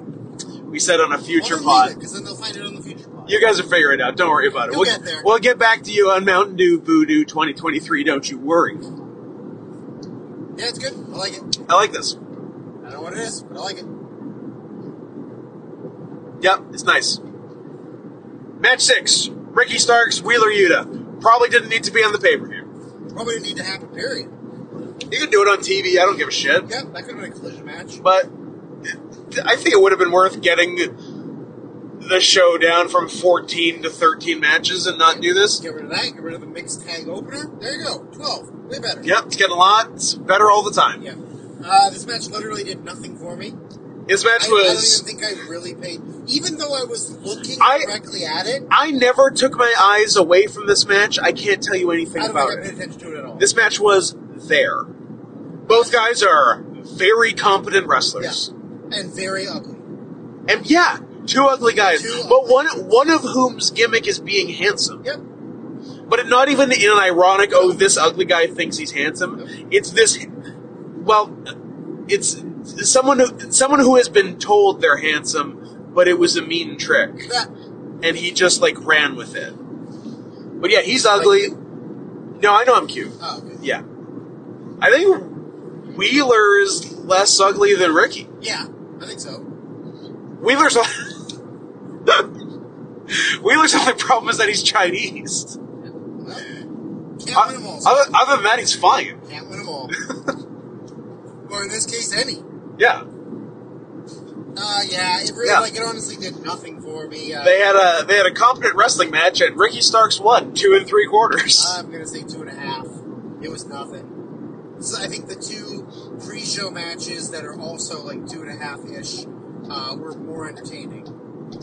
Even if they had shticky stuff in them. I definitely paid more attention to them. That's true. I think I might be overrating it because it was on the main show with pretty good wrestlers involved. This was definitely the cooler. Maybe it was 2.5. This was to let people go to the bathroom and get some more booze. I'm going to go ahead and invoke my one steal and say 2.5. Okay. And also get credit for being the first one to say 2.5. Okay. Yeah. For the worst match on the show? Double stamp, no take backsies. No, the women's match is worse. Oh, we didn't star rate the women's match. So I saw Chris Statlander throw a discus lariat that got ducked by Julia Hart, and then Statlander just kind of kept going, and then fell of her own accord into the ropes, and I didn't really like that. And Julia Hart slid out of the ring to do something. Yeah. We thought she was maybe getting missed or something. Yeah. But then she got punched when she got back in and didn't blow the mist. Yeah. So that's the extent of what I saw. -3 stars. What is it? What's it on Cage Match? I'd be interested, but but it's probably gonna get overrated because of course it is. Everybody's like, it's women. Please need to support them, even though they're bad. Believe all women, Drew. If they said their match was good, then their match was good. I guess. And if they said they got raped, even if they're a liar, they got raped. Even if afterwards they said they didn't. Yeah. You still gotta believe them. It is currently sitting at. Is it the worst match on the pay-per-view? It is a 6.82. So a solid match. It is. Well, look, listen.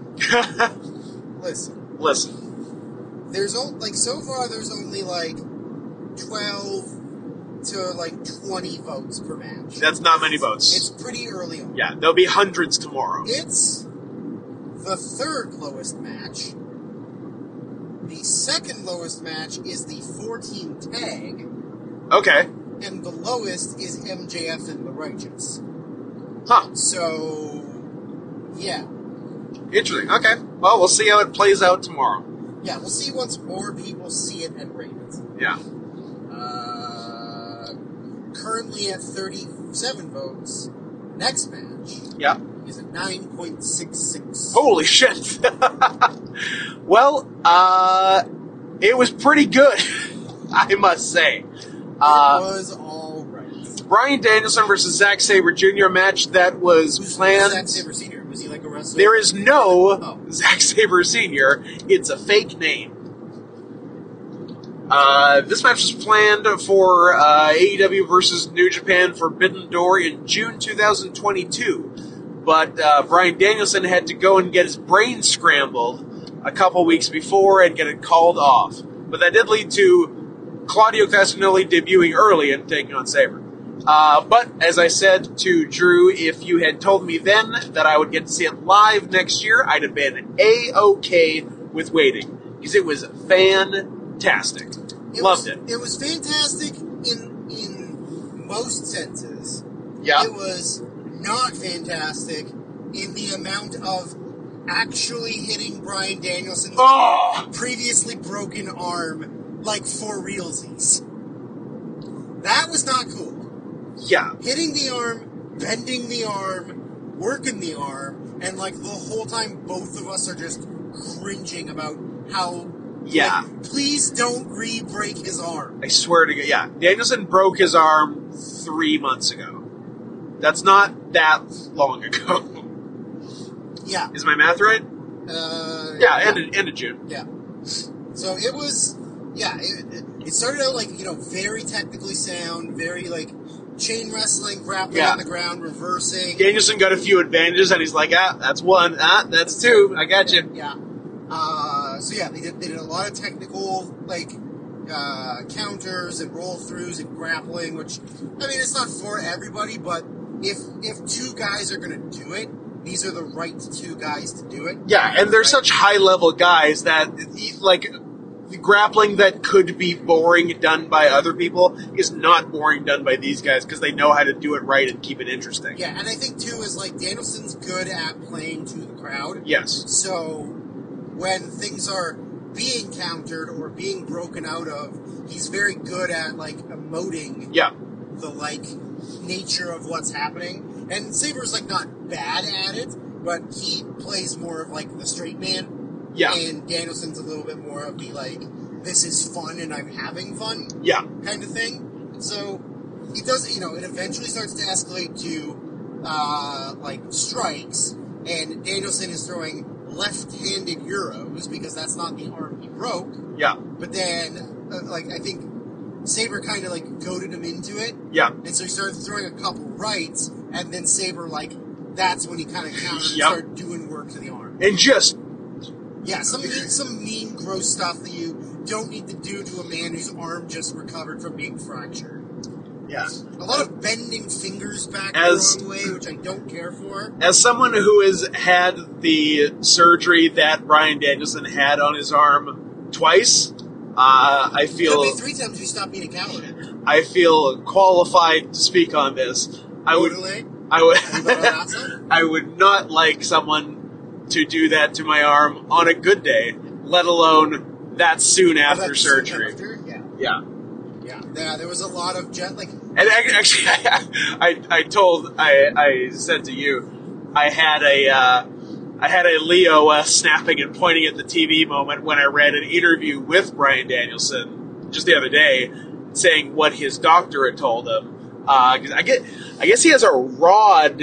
He called it a rod in his against the bone and not a plate, but same difference either way. I have a plate.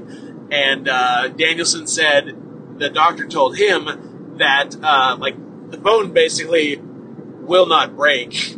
It's a million times stronger than it was before where the rod is. However, at the end of the rod or plate or whatever, where it ends, that little corner right at the bone, that's what you gotta be real careful about. And I'm like, oh, snap, snap, snap, point, point, point. I did that. I did that exact thing. I did that. And it really hurt. And then I'm like, fuck it. I'm taking 6 months off. to completely heal my fucking arm. And then I did, and then I came back, and then I had 5 matches, and then COVID. And during those 6 months, Fuck. The company we worked for went to shit. Had the worst booking of all. Which, because you weren't involved. I was going to say, matches, which is so your interest in booking was 0. Yeah, it turns out okay, here are 2 things that are true. I really like booking. I really don't like booking when I'm not on the show. Those are two true facts. I hear you. Yeah, and when I broke and I was out for some in 2018, and then I was out for the entire second half of 2019, I just did not give any input into the booking because I didn't care. Nope. And it was the worst that it ever And it been. was the worst that it ever been. And when I was involved and you also were involved, I think it was really good sometimes. Yeah, oh yeah, big time. Shout out to my Eskimo brother Steve West for being a terrible one. Steve, I love you. I know you're not listening, but shout out for sucking. New York, I love you, but you're bringing me down. Yeah. Just breaking your arm. So Yeah. yeah, there was a lot of just like straight up soccer kicks by Sabre to the arm. One especially bad one. One especially bad one. But I mean, Danielson did do some pretty gross looking dragon leg screws. And Yeah, he did. They did the dragon screw that looks like it dislocates your knee. Yeah. So Where the guy taking it doesn't spin all the way around and just like pivots on his knee. It kind of crumbles. Like Yeah. It looked like, yeah. And then so then Danielson starts working the leg. Yeah. Like throwing a lot of kicks at it. They had a bunch of like really good counters back and forth, that stuff. They did Mexican surfboards. Yeah. Oh no, not What- Mexican what- surfboards, yeah, Mexican Yeah. surfboards, yeah. Romero special, Mexican surfboard, whatevs. Whatever he countered into the cow mutilation was super fucking smooth. Yes, and it got a huge pop. Yeah. Yeah, I don't remember exactly what it was, but they were on the ground and they were countering things back and forth. Like, it is honestly the least interesting thing in wrestling to me. Yeah. Like, I don't give a shit about mat wrestling. Like, if anybody tries to get me to do chain wrestling, I tell them no. Yeah. But it is interesting to see counters. I'm not so much in the like wrenching submissions and then like tweaking the position to get the submission more. Yeah, yeah. I'm not really into But that. like Sabre is but like counters and roll throughs and like Yeah. like grabbing here when you roll through, you've already got it in the position for this. Yeah. I like that. Yeah, stuff. but Sabre is like a grappling spot monkey. Yes. Like he's not. Be careful with throwing that word. I can say it's Sabre. Sabre's like a grappling porch monkey. But yeah, like it's super. His stuff is super flashy. It's grappling, but it's super flashy. Yeah. So and that style's really fun to watch, and that style is what. Like, that's what you loved about him and Sonata. Yes. Which is, like, the first thing of Zack Sabre you ever really liked. Yes. Yeah. Yeah. At one point, Danielson straight up put him in a Tequila Sunrise. Yeah, he did. Which is great. Shout out to Conan. Way better than Conan ever did it. Mm-hmm. And then, yeah, towards the end of the match, there was, like, a very big countering, rolling through, and then rolling through, and then rolling through submission thing. Yeah. Like where Danielson was trying to get the label lock in. Yeah. And then Sabre kept rolling through. But then when he would roll through, Danielson would roll through with him. Yeah. And then get him right back in it. But then Sabre would roll through and get him into a pin, which would it was very, very, very smooth. Yeah. Like very, very technically sound. And then they did a very good like bridging pins combo. Yeah, they did a thing, it was like, O'Connor roll, and then, roll through the O'Connor roll, and then, do another one, and then, kick out of it, and you both end up sitting up. You get him in a sleeper, but the guy in the sleeper, rolls back over, and then I think it ended with the European clutch by Sabre, and, big near fall there. And, the Danielson did a top rope butterfly suplex rolled into a label lock. Yep, very good. And and they just lots of back and forth like that. Danielson finished with 2 knees. I can't remember what set up the first knee. It was something. But yeah, I don't remember. Not a lot more. I would have loved like 1 or 2 more, like really, because I've seen some like real tricky counters to stuff by Sabre, and I would have loved like just something like you haven't seen or don't expect coming at all. Yeah. But otherwise, like not much more I could ask for. Easy 4 3/4 for me. The internet seems to think 5 from early reports, so maybe I'm being a dick, but I'll err on the side of caution with 4 3/4. 5. I'm not even erring on the side of caution. Am I being stupid? Yeah, I don't know. It's whatever. It's your opinion. I'm surprised you didn't say 5, but it's really now I already said 5. I'm going to invoke my 1 steal on this one and say 5 stars. Because it's your favorite wrestler of all time. This is my favorite wrestler and tricky. And one of my most anticipated matches of forever. So let's pretend that I edited that part a second ago, because I'm not going to, and say 5 stars, because I'm come tomorrow. Please don't come tomorrow. I probably would have been the only person not saying 5 stars, and I don't even know why. I don't know why I try to play it so safe. Sometimes you play it too safe and you look stupid. You don't like giving 5 stars, though, really. I don't. Yeah. But which I don't know why you don't. I don't know. Things are 5 stars sometimes. Sometimes things are 6 1/4 stars. No. No. That's just a sad old Jewish man living in his dirty house with his dead mom and his dead dog and his dead wife. Was he ever married? Yeah. Okay. Is she dead? No. No. She's dead now. Nope. Oh. Well. His mom is. Sorry about your not dead wife. Yeah. 5 stars, like I said from the beginning. Yep. I don't know why you're so hesitant about 5 stars. It's very strange. I like to be careful. I like to be judicious.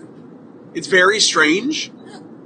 I don't think it's very strange. strange. It's very strange that, like, it's your favorite wrestler. He had the best match you've ever seen live. And you're like, 4 3/4. I think it's because I'm scared about overrating live also. I think that's part of it. I guess. But 5 stars. I said it from the look, you can rewind the tape.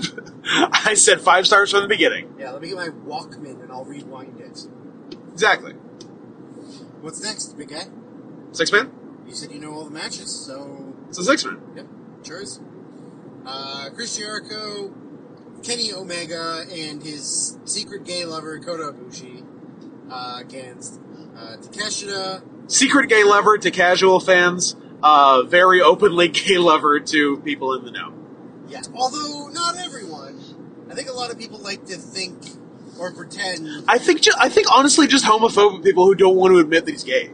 Yeah. But also Kenny Omega doesn't admit that he's gay. It's weird. It's so weird to be so closeted. In this climate, I don't understand why you wouldn't. In this economy? In this economy?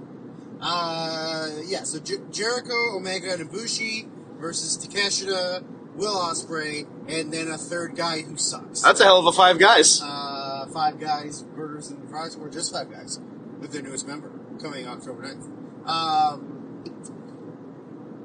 Sammy Farr, whatever.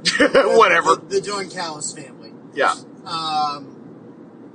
Like, the pieces in this match, like, there are so many great pair-ups. Yeah. And then there's Sammy Guevara, who is only in this because he turned on Chris Jericho. Yeah. But, like, there would be 50 other guys that on the roster that I would choose to put in that place. Yeah. That are not Sammy Guevara. The second worst member of the 4 Pillars. But, I mean, I guess he only botched one thing tonight. So, and it wasn't even necessarily his fault. Yeah, unclear on whose fault, but someone did something. Someone did something bad, and Sammy got his face mushed. Yeah. So the crowd was very hot for Ibushi. Yeah. Like, he got a great pop. I think, like, as we've said on, like, the previous All-In, like, stuff, that this isn't the Ibushi from old. That, like, there's something missing there, whether it's, like, he's just old and in a bad shape. I think like a lack of confidence, maybe. I think there's some confidence. I think there's some rust. I think what's lacking is a working right shoulder and a mom who didn't try to kill herself. I was gonna say, and an open and out gay lover, so he can be out. Yeah, just fucking. He did look much better in this match. He looked less than he did in the previous match. I think he's getting there. I don't know how high he's going to get, but I think he's at least on the right trajectory. Well, he looked less fat. What I was really hoping for was, I guess spoiler, later in the match, there was like a moment where all of the heels had beaten down Jericho and Omega. Yeah. And Ibushi kind of just like rose up. Yeah. Ring, and then they all turned and saw him. And I was hoping that Ibushi had been holding off on doing all of his awesome stuff. And then that would be like the moment where he would just be like back to regular Ibushi. Yeah. But he wasn't. I don't know what it is. Like, his strikes are just not impactful anymore. Not like as much. His kicks are still good. Yeah. Like, and they're still like placed good, but they just like don't have the like striking like connection that they used to have. Yeah. So they like kind of look pillowy. Kind of. Like, certainly more than they used to. And it's like he doesn't have the balance he used to have. Yeah. Because he did he'll get thrown into a backflip to land. Yeah, like backflipped out of a suplex and like stumble ass. Yeah. And then he went to do the like jump over the rope to the outside of the second rope and do the moonsault. When he tried to do that last show and All Out or All In, he like flubbed the jump. Yeah. And then sort of like landed on the apron and then had to go up to the second rope. I think he did it off the bottom rope. Oh, the bottom rope? Yeah. Yeah. This time he landed it, but he got there. Like, he's a little unsteady. Like set on the second rope and then go. But he did it. It was like, it was, you know what? Again, better than last time. If every time is better than last time, then great. Yeah. But like, the moving parts were very good. Like, I didn't feel like Ospreay necessarily like stood out. He didn't get to do a ton. And I didn't feel like Jericho really, like, stood out. Yeah. I mean, Omega got beaten down for what felt like the first 10 minutes of the match. It wasn't even tagged in until towards the very way end. late. Yeah. Yeah, and then they did some Jericho-Sammy stuff, but it ended very quickly. Like, that was the big build, I think. And that kind of got lost in the story, was that they did Jericho-Sammy right at the beginning. And, like, Sammy didn't crawl away and make a tag out and then build to it. It was like, Jericho bumped him a bunch, and then he went and tagged out to Ospreay. Like, I didn't feel like enough of the main characters really stood out. And I felt like Takeshita was kind of like a secondary character. He didn't get to do a ton either. He had a couple stare downs with Ibushi. Yeah. But, like, they didn't really have... And he went on, like, a German suplex run. Yes. Yeah. But that was about it. Yeah. And, like, Ospreay, like... He got to do a big dive, but, like, no Oscutter, no Stonebreaker, no Hidden Blade. They did the Hidden Blade, but him and Takeshita hit each other with it. Yeah. Elbow on knee. Elbow on knee. And, yeah, I mean, it was bad. Sammy did blow his own kind of Oscutter. Yeah, he did, like, a flying cutter. To Omega, and Omega kind of, like, wasn't ready for it. Yeah. So when Sammy was coming down, like, Omega was off balance and kind of, like, the back of his head hit the front of Sammy's face. Yeah. And just, like... Looked bad. He was, like, laying there for a second, and you're like, I think he knocked himself a little loopy. Which is the second time in not that long Sammy's had, like, a cutter wildly go wrong. Because there was the one with Sting at... Forbidden Door? Forbidden Door. Yeah. Yeah. So, yeah, it was good, not great. Not exactly what I wanted from the match, considering there is, like, an Omega-Ospreay pair-up, an Ospreay-Jericho pair-up. Ospreay-Ibushi. Ospreay-Ibushi. Yeah. Omega and Takeshita. Yeah. Like, Ibushi-Takeshita, yeah. Like, all these matchups that were great, then just not... connecting and playing out perfectly. And it was like, because then, like, eventually, like, some big stuff happens. bunch of people go to the floor. Ospreay hits a big dive onto everyone, and that it leaves Sammy and Jericho. I'm like, oh, this is going to be about Sammy and Jericho, which is not the most exciting one-on-one matchup in the match. In fact, maybe the least exciting. Yeah. So, and that's how it went. Sammy cheated and hit Jericho with a bat or a low blow or both. Don Callis hit him with the bat, and then Sammy hit him with his finish, and then... Yeah. And the bad guys won, and the story continues. Kenny Omega can't beat him, and we're going to the border. Be right back. Hey, we didn't get arrested! One full cavity search later... My butthole's never felt cleaner. We're back on the road. They gave me the old wishy-washy. Yeah, as we've probably said on the podcast before, I get pulled in almost every time we come back because there's a monster out there killing people. Yeah. And he's used the alias Andrew Smith. America's greatest serial killer. Well, Canada's pardon me, Canada's greatest serial killer. Look out, Picton. Yeah. Here comes Andrew Smith. Putting up numbers. So, star rating for the six-man tag. That's where we were at. Yeah, we were. That's exactly where we were. Good for you. I don't think it was a 4-star match. I don't either. But I don't think it was bad. So, I'm gonna say 3 3/4. Did I say 3.5 for the four-way tag? Do you think I fucking remember what you said an hour ago? No. 3 3/4. Deal. Yeah, I think it was good in some parts and not good in other parts. But yeah, I think 4 stars is... And, certainly could have been better. Oh, definitely could have been better. Yeah, given the people involved. Yeah. Which leads us to the semi-main event of the evening. Yep. That would be FTR defending the AEW tag team titles against Aussie Open. Not to be confused with us, who are Aussie Open. Correct. Who, if all goes according to plan, 11 days from the day you're hearing this, if you're hearing it on the right day, a team whose moves we will do 3 in a row of on 2 small boys. Yeah. Which won't even be the finish. Nope. We are the innovators of violence. Yeah. Yeah. So, this match was pretty fucking good. This match was excellent. And it was good to follow up an underwhelming match with I can't say overachieving match because I thought it was going to be great. Yeah. But it was better than I thought it would be somehow. Yeah, it was really good. It was... Aussie Open are just so entertaining. And Yeah. then FTR are just so, sound as tag... nobody's perfected being a tag team better than them. And also, Dax had the hardest chops on the show.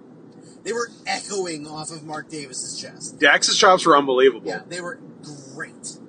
I don't know what he's doing, but they were making this cupping noise. But it was so loud. I can get good chops, but not the way that Dax does it, because I can get good chops by not doing follow through and doing a big hard slap that stops on your chest. Yes. But he's chopping through and having a big tennis backhand follow through. Yeah. That still gets that noise.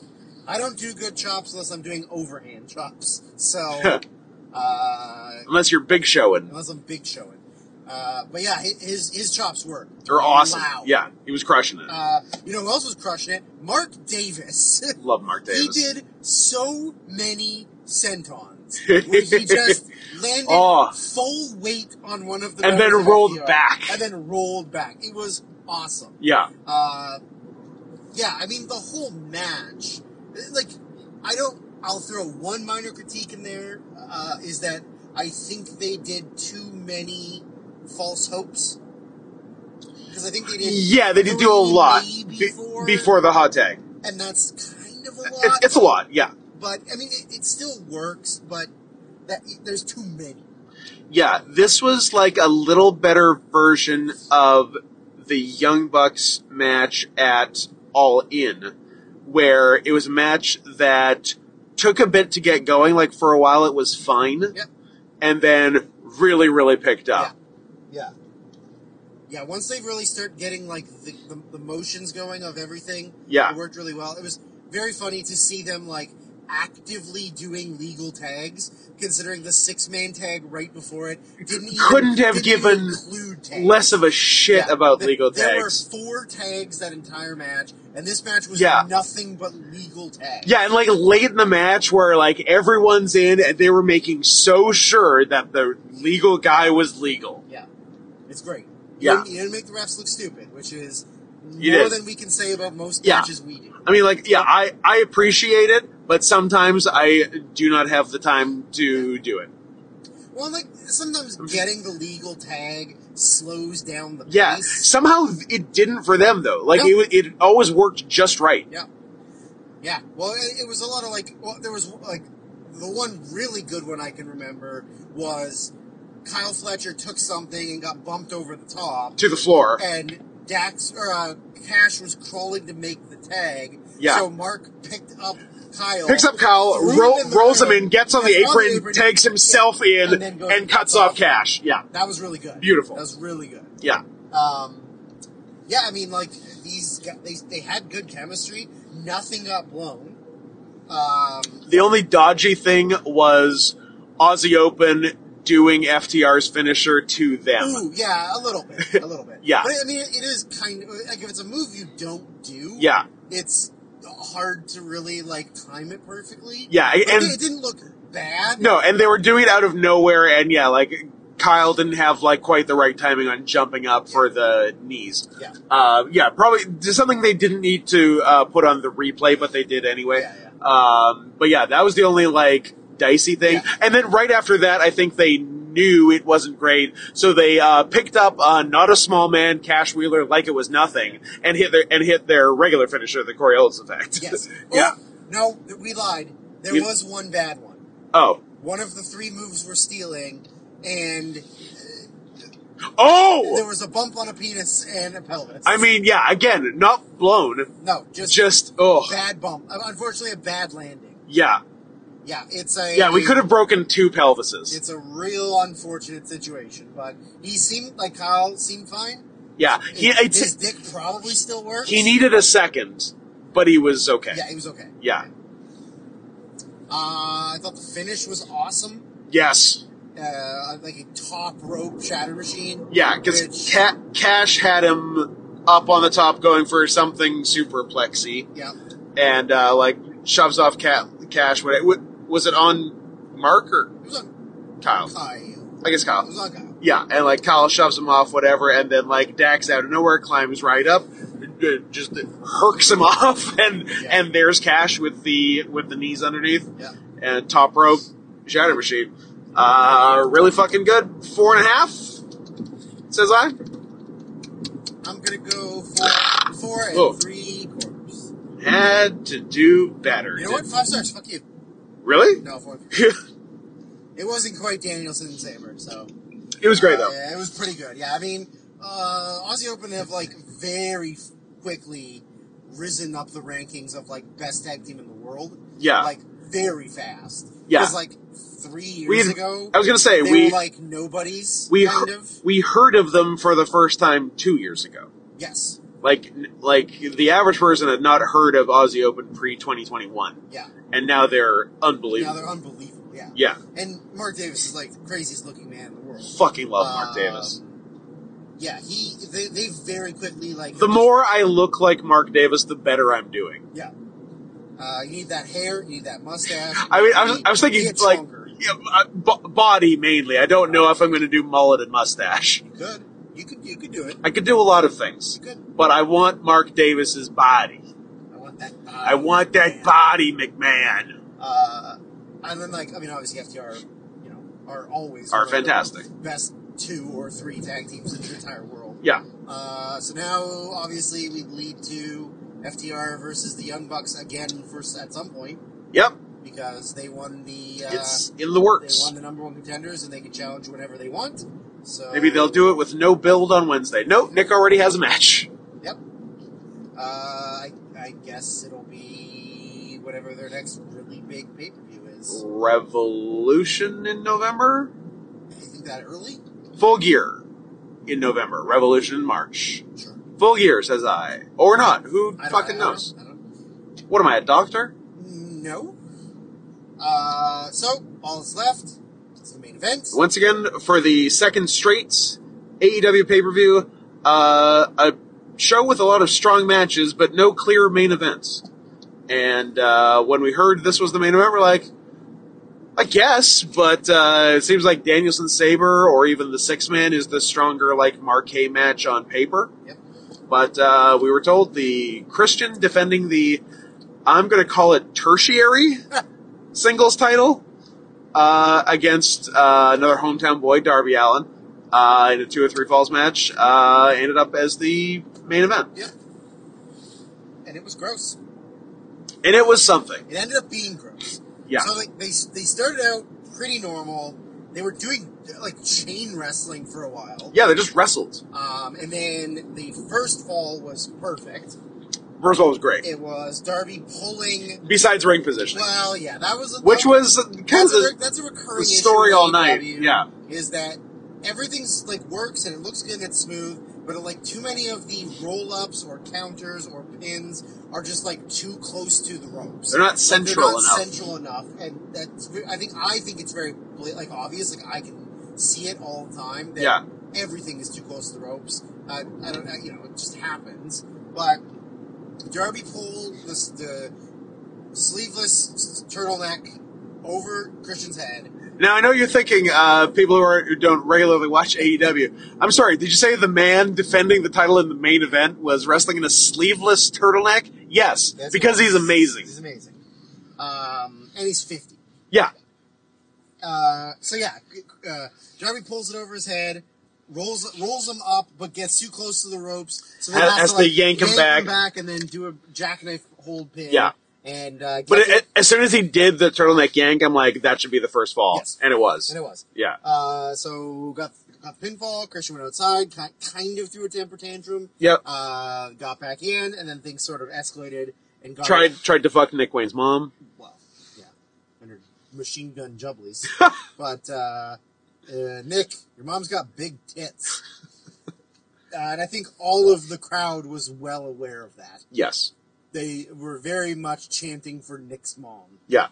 She's got it going on. So they kind of escalates to a lot more like violent stuff. Darby did like the coffin drop to the floor. Then he to a standing Christian. And then he got thrown into the announce table.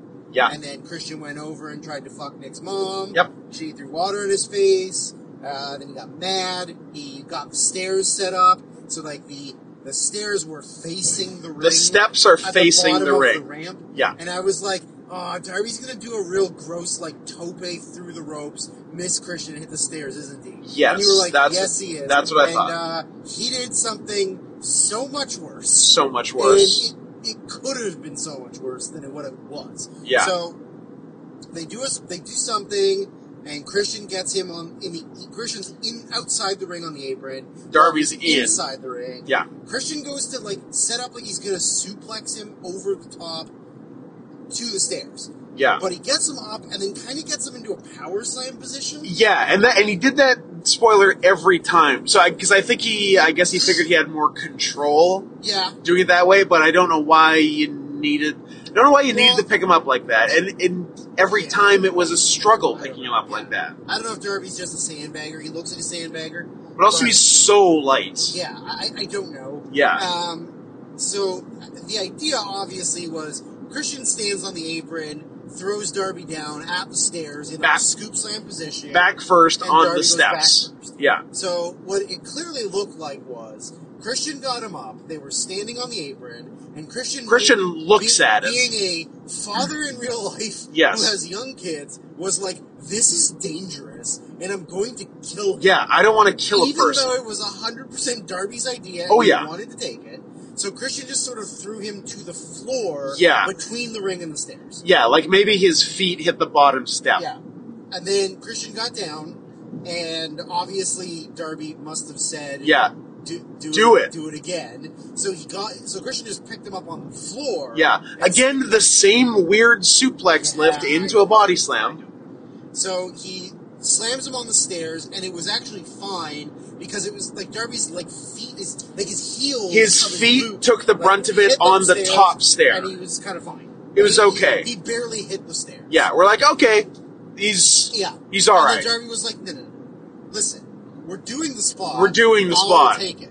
And Christian, to his credit, got back up on the apron. Back to the goddamn apron, not even just standing on the floor again. And got him up again. With a weird lift. And this time was worse because it seemed like it was supposed to be like a quick get him up and throw him. Yeah. Because Christian got him up, and Darby looked like he was already ready to go. Yeah. And Christian maybe didn't have his balance. Yeah. So he just kind of threw him down at the stairs. And, his arm, sweet Christ. His arm was behind him, and he landed on his shoulder and arm, and then like his on hip, the diagonal of the stairs. and his hip, and he like just kind of crumbled to the ground, and he looked like he fucking died. Yeah, I would believe any injury you told me he incurred. I said on the way out of the building, either he's severely injured and won't be able to wrestle for a while, or he'll be on Dynamite. He'll be on the next show and have a 15-minute match and be fine. Like, yeah, because that's just Darby. Yeah.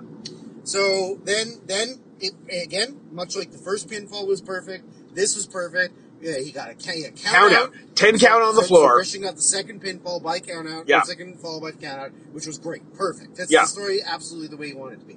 So the medical staff come down. They're checking on Darby. He's not moving. And Christian goes and starts removing the mat and the canvas and padding from the ring. And normally you would just like kind of expose a corner under a turnbuckle and just do like... Which perhaps we did in... perhaps they saw our match. In recent times. But nope, Christian removed like more than half the ring. Yeah. And then he went back over and he talked to Nick Wade's mom. And he got the TNT title. And he got the ring. And then... Oh, no, sorry, before that. No. He did the grossest thing, which was they put Darby on a stretcher. Oh, God, and they sort of started to roll him out, but not really. Yeah. And Christian saw that, and he climbed up to the top rope, and he did a goddamn frog splash, top to floor. Top to stretcher on the floor. On the goddamn stretcher. While Drew is screaming at him, "You're 50." Yeah, it looked like he killed himself and Darby. Like, it was disgusting looking. Yeah. So, yeah, then Darby's dead on the floor. Then Christian goes and gets the TNT title. He rolls Darby in the ring. He gives him an unprettier on the exposed wood. Which is, I mean, realistically is fine. It's okay. Because, like, it still has give and bounce. Yeah. There's just no padding on top of it. Yeah. But it still sucks. Yeah. Like it's still taking a bump on wood. Like, the body slam I took on the wood when we did it, like... I felt it, but it was all right. Yeah. That was your back, not your face. Yeah, but my back hurts. But even so, I was going to say happily do it again, but I'd do it again. I'd do it again. It's all right. I'd do it, yeah. Yeah. So he does that. Darby kicks out. Now he's frustrated. Yeah. So he goes and gets the TNT title. Oh, you want me to kind of ruin your life? Sure. Or like not be able to unhear a thing? I have heard so many people say frustrated. Huh. No FR. And I don't know. Because they're uneducated. Because they're uneducated, yeah. That's, but, listen for it. You'll hear it more than you think. Because the amount you think you should hear it is zero. But it's very much a non-zero number. Huh. So, you and the listening audience, enjoy. Now I'm frustrated. So, he goes against the TNT title. Yeah. And at this point I said to you, I was like, well, like, Nick Wayne and Luchasaurus obviously have to get involved because they haven't done anything. Yeah. Like, they both came out on the ramp with their guy. Have we bumped the ref yet? We're getting there. Oh, I guess, yeah. If he's getting the title, he's bumped. Yeah. Yeah, so... the refs, so... Bryce, very obviously gets pulled in the way of a Christian spear. Bryce is helping Darby up, and it's very clear he's taking a spear. But luckily for Bryce, he got to bump on double the padding. I was going to say. Because it was folded it was over, rolled up. And it was the nicest bump anyone's ever had to do. Yeah. Like slipping into bed. Gets the TNT belt. He's going to hit Darby. Nick Wayne jumps the guardrail where his mom was, comes in, grabs the belt from Christian, And then him and Darby sort of have like a now we got 2-on-1 on you, bad guy. Saying like, "Hey, come on, please, like, don't do this to me." And Nick Wayne fully turns on Darby, which I think a lot of people weren't expecting. Some were, some weren't. Some were. Yeah. I mean, I like it. I think it works pretty good. Yep.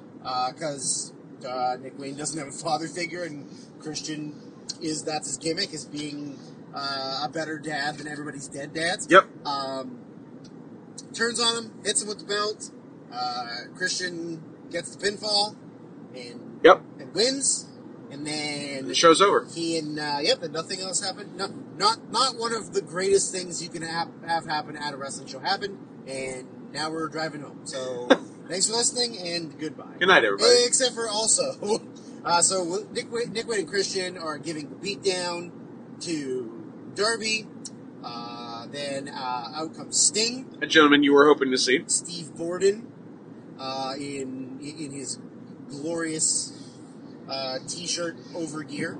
Yep. A man after my own heart. Uh-huh. And comes in, starts kind of kicking ass, but then out comes Luchasaurus. Although it was kind of awkward because Sting very clearly looked at Luchasaurus coming down the ramp and then just like turned his back to go after Nick Wayne. Yeah. But then, like throws Nick Wayne at Luchasaurus, goes to beat him up, whatever. They cut him off. They start giving Sting the beatdown. Then they're going to give him the concerto, which is chair under head, and then swing the other chair to make it seem like you're squishing his head between chairs, but really you're just hitting chair on chair past their face. Another thing that was done in our match, but to tails. Tails. Hurts even worse than head. I feel like this whole match was booked by people who saw our match. I think so. I didn't want to say it, but I think so. So, before he can do the swing, the lights go out. And everybody loses their goddamn minds. Yeah. Because we all know what's happening, but we could be swerved. We're stupid. We're stupid. We're dummies. Everybody there's like a fat pig. So, there's a video package that plays on the screen of a guy driving like a cool Mustang through the city of Seattle, and you get a very quick glimpse of the back of someone. And then the lights come back on, everybody's standing in the ring for a second, and there's like this silence, and everybody's kind of waiting. Yeah. And then you hear the words, "You think you know me?" Yeah. And then straight up Metal Ingots by Alter Bridge starts playing. Yeah. And Edge's WWE music, which would in most circumstances not be possible copyright-wise, but WWE doesn't own the copyright to that song. Edge had the copyright for the song directly from Alter Bridge. Yeah. And they also forgot to renew the branding name of Rated R Superstar. So now Edge also owns that. Yeah. Sadly, he doesn't own Edge. Yeah. But it is what it is. And, fucking Edge straight up comes out. I was so much in shock. When, very big pop when the lights went out. Yes. When the music hit, holy shit. One of the loudest things I've ever heard. I'm trying to think if the pop for Danielson at the last AEW... So this is where we get to bring Scott to your AEW pay-per-views. I have been to 2 live. Both have been 1 excellent shows, and 2 featured debuts by fucking superstars that got deafening pops. Yeah, it was... Because, it had been speculated on for a week, because everybody knew his contract was up. His contract was up. His real-life best friend is Christian, and, it makes a lot of sense. It's, everybody's talking about it. But, again, we as wrestling fans have been disappointed or swerved, so many times that until it's physically happening, you don't believe it fully. Don't get your hopes up.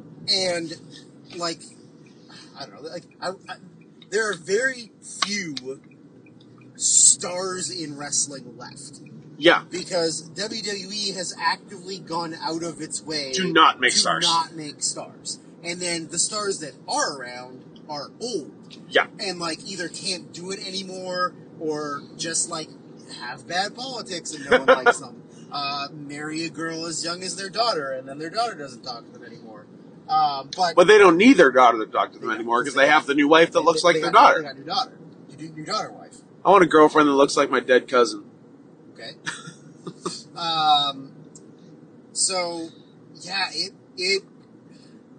I couldn't believe it that it was happening. And, like, it was a deafening noise, and, like, I literally just, like, had my hands on my face. Yeah. Just, like, in disbelief of the thing I was seeing. He was wild. And he comes down, he comes down, he looks at Christian, he puts his hand out, Christian gives him the chair, and then, as we're sitting there, some guy in our section said, "Hit the kid," meaning Nick Wayne. Yeah. And then the first thing he did was, he hit the And kid. he did, yeah. So the tease was that Edge was also going to be a bad guy with all these other bad guys. With his best friend. Yeah.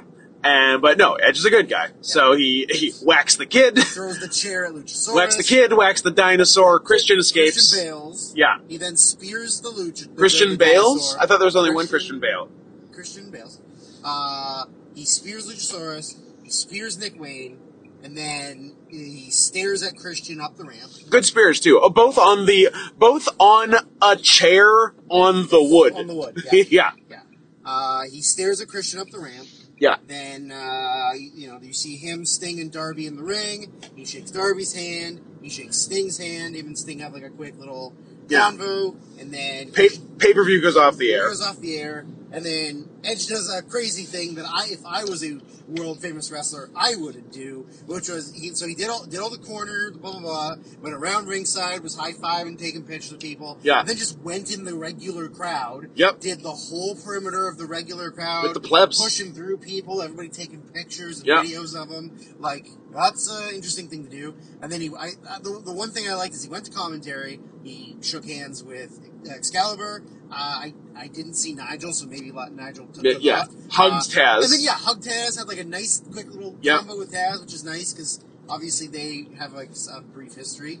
And, and then he, in the ring, he's doing his pose, goes up the ramp, does his pose, leaves, whatever.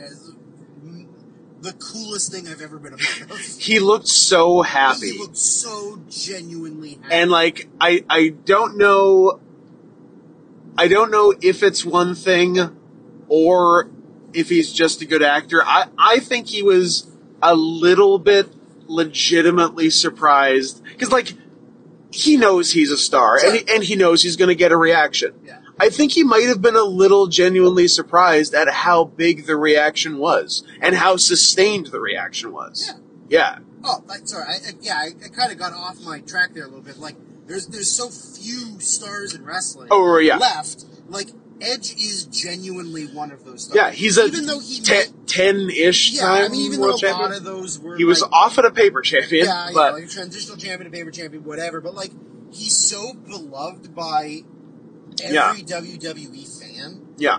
Like, he is really one like, of career those got cut short. Yeah. Couldn't wrestle for 9 years. Comes back. Finally got medically cleared. No fucking idea what to do. Comes back. They don't know what to do with him. Even though he should have just like immediately been in the world title picture and won the title. Yeah. And not had maybe one of the worst WrestleMania matches in the history of the world. And then the next year won the Royal Rumble, challenged for the title at Mania, but turned heel before challenging for the title at Mania. Turn it into a 3-way, and then not win anyway. Yep. Yeah. And then start a faction. They want you to do spooky stuff. So then you think spooky stuff is gay, so you say take me out. But then they never do spooky stuff. They never do spooky stuff, so you could have stayed in it the whole time. Yeah. Yep. Here we are. That kind of stuff. That kind of stuff. But like he probably doesn't have that much wrestling time left. No. Like even though he got medically cleared, like you're always on borrowed time in wrestling. Yeah. And he just we talked about it like off pod on the way to wrestling. It's the same thing with Bret Hart going to WCW.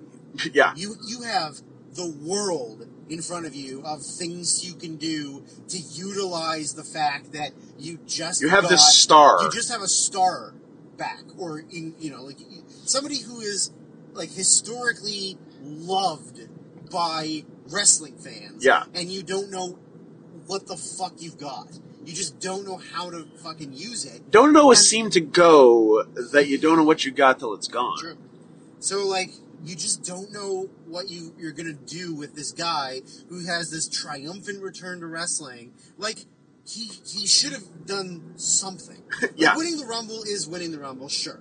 But, like, you should have done something with him. And so if he's only got a little bit of time left, at least he's somewhere he can do something. Yeah. Right? And it'll eventually lead to him versus Christian.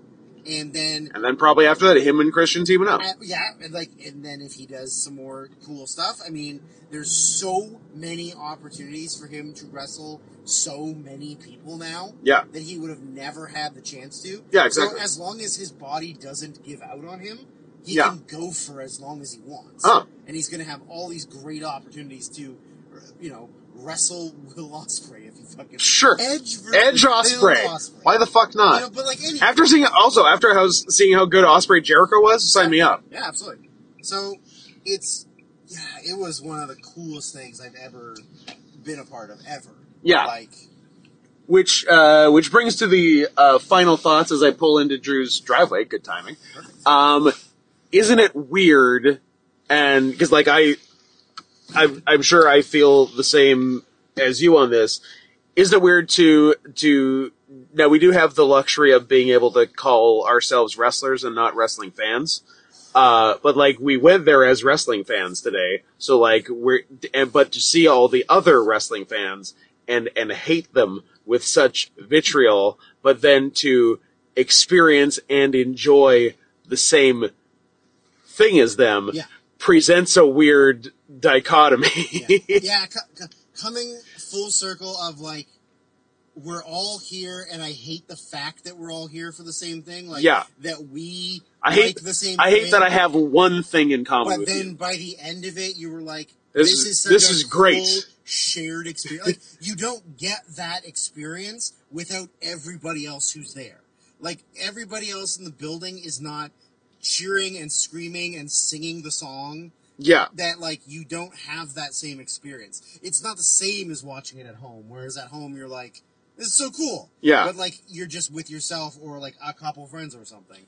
But, like, all these people that you spent all day going, I fucking hate wrestling fans. If I ever see another wrestling fan, I'm going to commit murder. Yep. Like, fuck these people. They stink. They're stupid. Like, I hate them. Yeah. And then at the end of it, you're like, this is the best thing I've ever This is so fucking great. So fucking God great. damn, I love this. Right? Like, it's wild. Like, literally sitting beside you was a man-child with an actual child. Yeah. Who, like, just, like, fuck, like a 30-something wrestling nerd who dragged his kid there, who's barely a wrestling fan, if you're that kind of wrestling fan, you don't get to have kids. You have to kill your bloodline. You have to stop it there. Agreed. And he didn't. And I'm sure there were hundreds of others just like him. But then, at the same time, that was fucking awesome. It was such a good show. Yeah. As far as a match rating, weird match to rate. But I'll do it because I'm a pro. 3 3/4. No copies. Well, double stamp, no take backsies. If I'm going to be honest with you, the match was sloppy as fuck. Like, it wasn't good. Like, I mean, it wasn't traditionally good. As a wrestling match, it wasn't good. As an entertainment... As a thing. Like a performance... Yeah. It was great. Yeah. Like, everything in that match was what I wanted it to be. Yeah. Except for Darby getting severely hurt on the stairs. They kind of like that. But, like, as a match... Yeah, I'm like... incredible. No, I'm like splitting the difference, because, like, I don't want to call it a 4-star match, so I'm not. Because it's not. But it's not a 2-star. But it did a lot of good stuff. Yeah. So I'm happy with 3 3/4. This is going to be the one and only time that I go lower than you. I'm going to go 3.5. Unbelievable. Unprecedented. Unbelievable. Yeah, I think 3.5. Yeah. Yeah, that's fine too. Well, there you go. You got the fastest review of a thing ever. And you got a fucking Gatorade mystery flavor in there, too. Can you even believe it? You greedy pigs. You little piggies. You fat, thick hogs. So now... You get so much from us. Yeah, so... You don't deserve it. I'm not going to explain all the Gaps. all the pre-recording and rejigging. Always got to be careful on that word. Of the episodes,